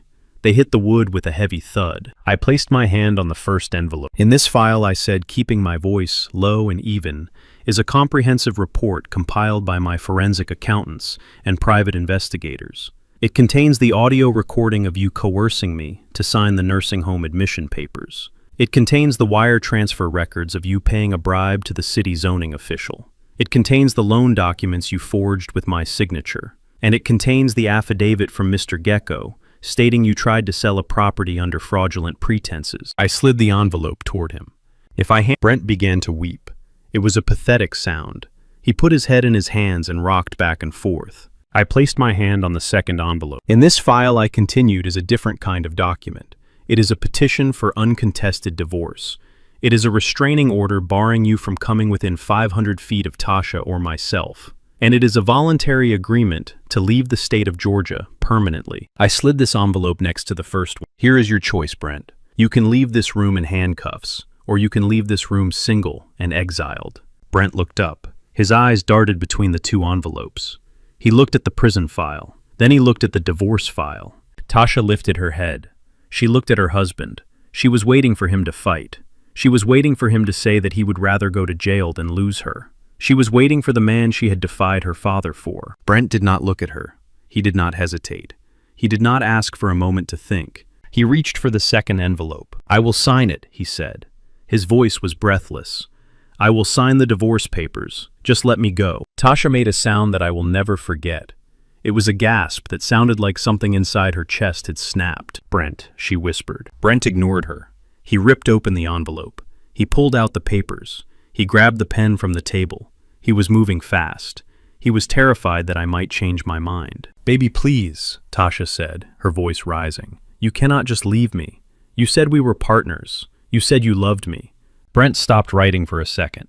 He looked at Tasha, but there was no love in his eyes. There was only the cold, hard instinct of a trapped animal. Tasha, grow up, he snapped. Look at this room. Look at your father. He is one. If I go to jail, I die. I am not going to prison for you. I am not going to prison for anyone. He went back to signing. He signed page 1. He signed page 2. He signed away 10 years of marriage in 10 seconds. Tasha stood up. She was shaking. She walked over to him. She grabbed his shoulder. "I gave up everything for you," she screamed. "I kicked my own father out of his house for you. I lied for you. I stole for you. And you were just going to sign me away like a bad contract." Brent shrugged her off. He did not even look up. "It was a bad contract, Tasha," he muttered. "It was the worst investment I ever made." He finished the last signature. He pushed the papers toward Davis. "There," he said, panting. "It is done. I signed it. Now give me the check. Give me the $5,000. Davis checked the signatures. He nodded to me. I pulled a check from my pocket. I slid it across the table. "Get out," I said. Brent grabbed the check. He stood up. He did not look at Tasha. He did not look at me. He ran for the door. He ran like the devil himself was chasing him. The heavy door slammed shut. The silence rushed back into the room. But this time, it was different. It was the silence of a truth revealed. Tasha stood in the middle of the room. She was staring at the closed door. Her hands were trembling. Tears were streaming down her face, but she was not making a sound. She had stripped her life down to the foundation for that man. And when the storm came, he had abandoned the house without a second thought. I watched her. My heart broke for her. I wanted to run to her. I wanted to hold her like I did when she was 5 years old and scraped her knee. I wanted to tell her that Daddy was here and Daddy would fix it. But I stayed in my chair. A lion does not lick the wounds of the cub until the cub learns why it got bitten. Tasha turned slowly. She looked at me. Her eyes were hollow. "He never loved me," she whispered. I did not answer. The truth was obvious. "He only loved what you could give him, Tasha," I said softly. "He loved the house. He loved the land. He loved the safety net. When I took the net away, he fell, and he did not try to catch you on the way down." Tasha walked over to the table. She pulled out a chair and sat down. She looked exhausted. "I am sorry, Daddy," she said. Her voice was weak. "I am so sorry. You were right. Mom was right. I was so stupid." She put her head on the table. "Can we go home now?" she asked. "I just want to go home. I want to sleep in my old room. I want to forget this ever happened." I looked at her. This was the moment. This was the hardest thing I had ever had to do. It would be so easy to say yes. It would be so easy to take her back to Elm Street, to let her live in her old room, to feed her and clothe her, and let my millions protect her from the world. But if I did that, she would never change. She would just wait for the next Brent. She would remain a child in a woman body. Esther had left me a task. She had told me to be strong. "No, Tasha," I said. Tasha lifted her head. She looked confused. "What?" I said no, I repeated. "You cannot go home." But you have the house back," Tasha stammered. "Brent signed it over. It is yours." "Yes," I said. "It is mine. It belongs to the Iron Rose Trust. And the trust has strict rules about who lives there." I stood up and walked to the window. "You chose him, Tasha. You chose to evict me. You chose to sign that medical form declaring me incompetent. You made a series of adult decisions, and now you have to live with the adult consequences." Tasha stood up. She looked terrified. "Daddy, you cannot be serious. I have nowhere to go. He took the car. He emptied our joint account before he left. I have no money. I have no job. I have nothing." I turned to face her. "You have your health," I said. "You have your education. You have 2 hands and a brain. That is more than your mother had when she started." I reached into my pocket. I pulled out a small notepad. I wrote down an address. I tore the page out and placed it on the table. "This is a women's shelter on the west side," I said. "It is clean. It is safe. They will give you a bed and a hot meal for 3 nights. Tasha stared at the paper. She looked at me with horror. "A shelter," she gasped. "You are a millionaire. You own this bank. And you are sending your daughter to a homeless shelter." "I am sending my daughter to reality," I said. My voice was hard, but my eyes were wet. I continued. "After 3 days, you will need a job." I spoke to the manager of the grocery store on 4th Street, the one where we used to shop. "He needs a cashier, minimum wage, long hours on your feet. It is hard work." Tasha backed away. "I cannot work at a grocery store," she said. "I have a degree in art history." "Your degree did not stop you from signing fraudulent documents," I said. I walked over to her. "Listen to me, Tasha. I love you. I love you enough to let you fall. If I pick you up now, you will never learn how to stand. I am not going to give you money. I am not going to give you a car. I am not going to give you a house." I pointed to the door. "You are going to walk out that door. You are going to go to that shelter. You are going to get that job. You are going to save your own money. You are going to rent your own apartment, even if it is a studio with a leaky faucet. And when you do that, I said, my voice cracking slightly, when you pay your own electric bill with money you earned from sweating all day, then you come see me. Then we can talk about family, because then you will know what family is worth. Tasha looked at me. She was crying harder now. It was a cry of desperation. You are cruel, she sobbed. Mom would never do this. Mom is the one who told me to do this, I said. I picked up the black notebook. She wrote it right here. Tasha needs to find her own iron. You cannot give it to her, Harold. She has to forge it in the fire. I handed her the paper with the address. Take it, I said, or do not. It is your choice. But the door to Elm Street is locked, and I am the only one with the key. Tasha looked at the paper. She looked at the door where Brent had run. She looked at the luxury of the boardroom. She realized then that the bank account was closed.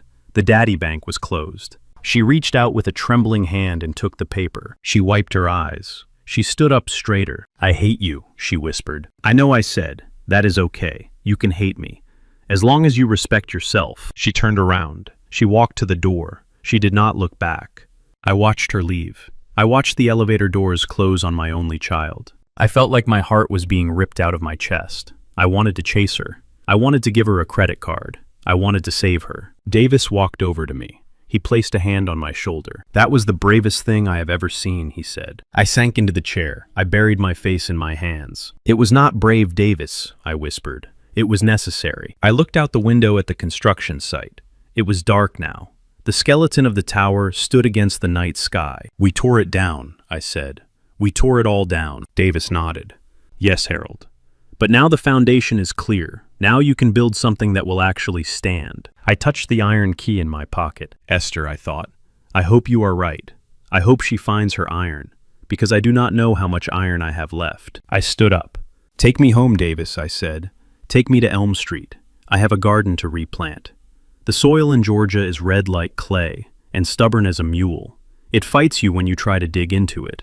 It resists the shovel. It demands sweat before it gives you life. For the last 12 months, I have spent every morning on my knees in the dirt fighting this soil. And I have won. I stood on my back porch sipping coffee from the mug Esther gave me for our 30th anniversary. The morning air was cool and smelled of damp earth and blooming petals. Where the bulldozer had once ripped a scar across the land, there was now a sea of red. I had replanted the roses, every single bush. I found the original receipts in Esther's notebooks, and I tracked down the exact species she loved. The climbing Don Juan, the Mr. Lincoln, the Veteran's Honor. They were back, and they were stronger than before.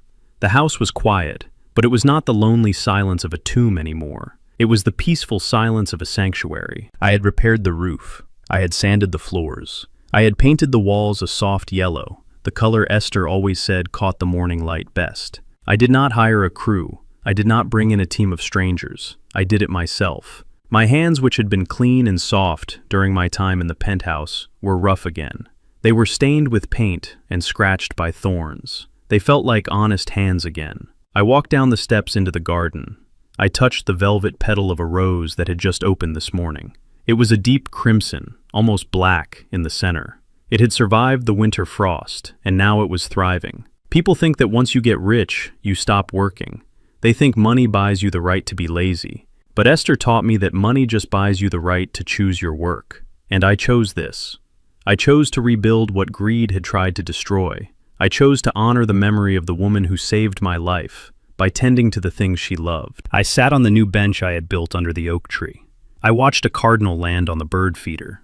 Life had returned to Elm Street. The birds were back. The squirrels were back. The neighbors waved when they walked by. They did not see a millionaire. They just saw Harold, the man who had the best garden in the neighborhood. And that was exactly how I wanted it. But while my garden was growing in the sunlight, there were others who were living in the shadows. I reached into my pocket and pulled out a report that Davis had sent me yesterday. I did not need to read it. I had memorized it. Brent Thompson was no longer a developer. He was no longer a visionary. He was a ghost. The report said he was living in a small town in Nevada, 2,000 miles away from Atlanta. He was working as a dishwasher in a 24-hour diner off the highway. He lived in a motel room that rented by the week. He paid in cash. He did not have a bank account. He did not have a phone in his own name. He moved every 3 months, terrified that his past would catch up with him. He was right to be afraid. Silas the loan shark had a long memory. Even though I had paid off the principal debt, I had let Silas know that Brent had tried to run. In the world of shadow lending, running is a sin that is never fully forgiven. So Brent spent his days scrubbing grease off plates and his nights looking over his shoulder, waiting for a black SUV to pull into the parking lot. I felt no pity for him. He had chosen his path. He had chosen gold over loyalty, and now he had neither. He was living in a prison of his own making, a prison without bars, but with walls made of fear. I folded the report and put it away. I did not like thinking about Brent. I preferred to think about the person who had stayed. I looked at my watch. It was 7 a.m. Tasha would be opening the bakery right now.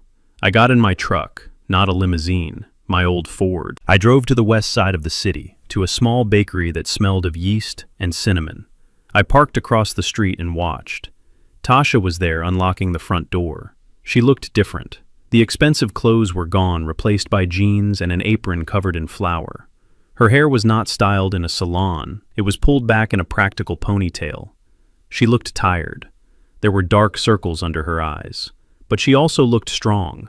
I watched her greet her staff. She did not bark orders like Brent used to. She smiled. She asked them about their families. She lifted the heavy trays of dough herself. She was the first one in and the last one out. She had lived in the shelter for 3 days. She had cried every night. But on the 4th day, she got a job. She rented a small studio apartment above a laundromat. It was noisy and hot, but it was hers. She paid her own rent. She bought her own food. I got out of the truck and walked across the street. The bell above the door chimed. Tasha looked up from the register. When she saw me, her face lit up. It was a genuine smile, not the fake smile she used to wear at Brent's parties. "Hi, Daddy," she said, wiping her hands on her apron.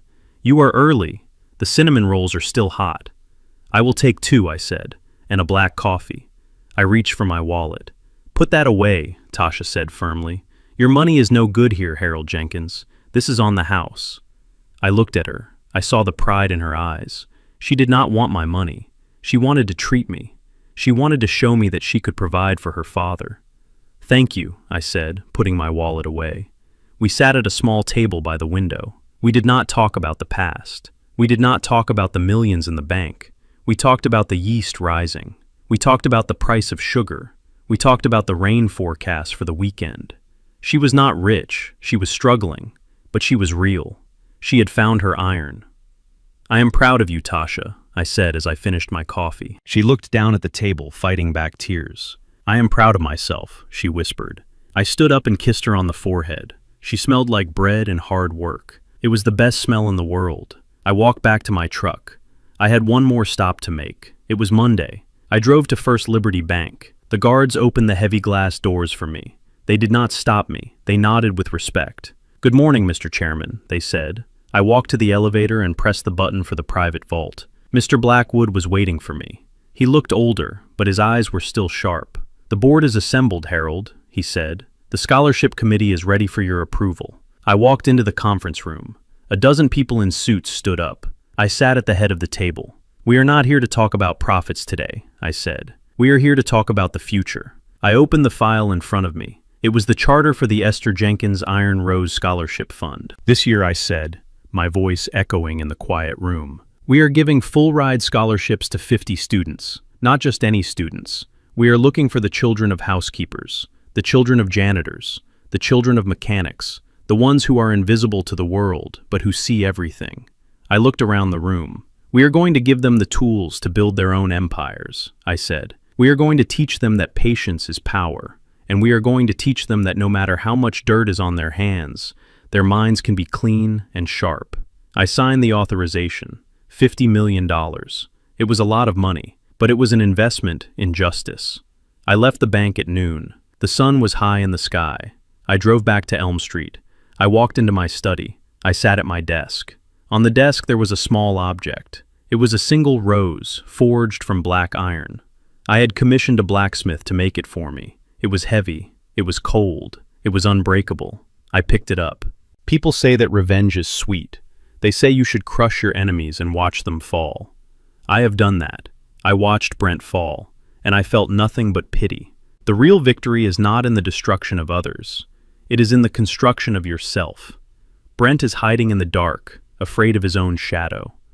I am sitting in the light, surrounded by roses. My daughter has found her soul. My wife, Legacy, is changing lives. And I am still here.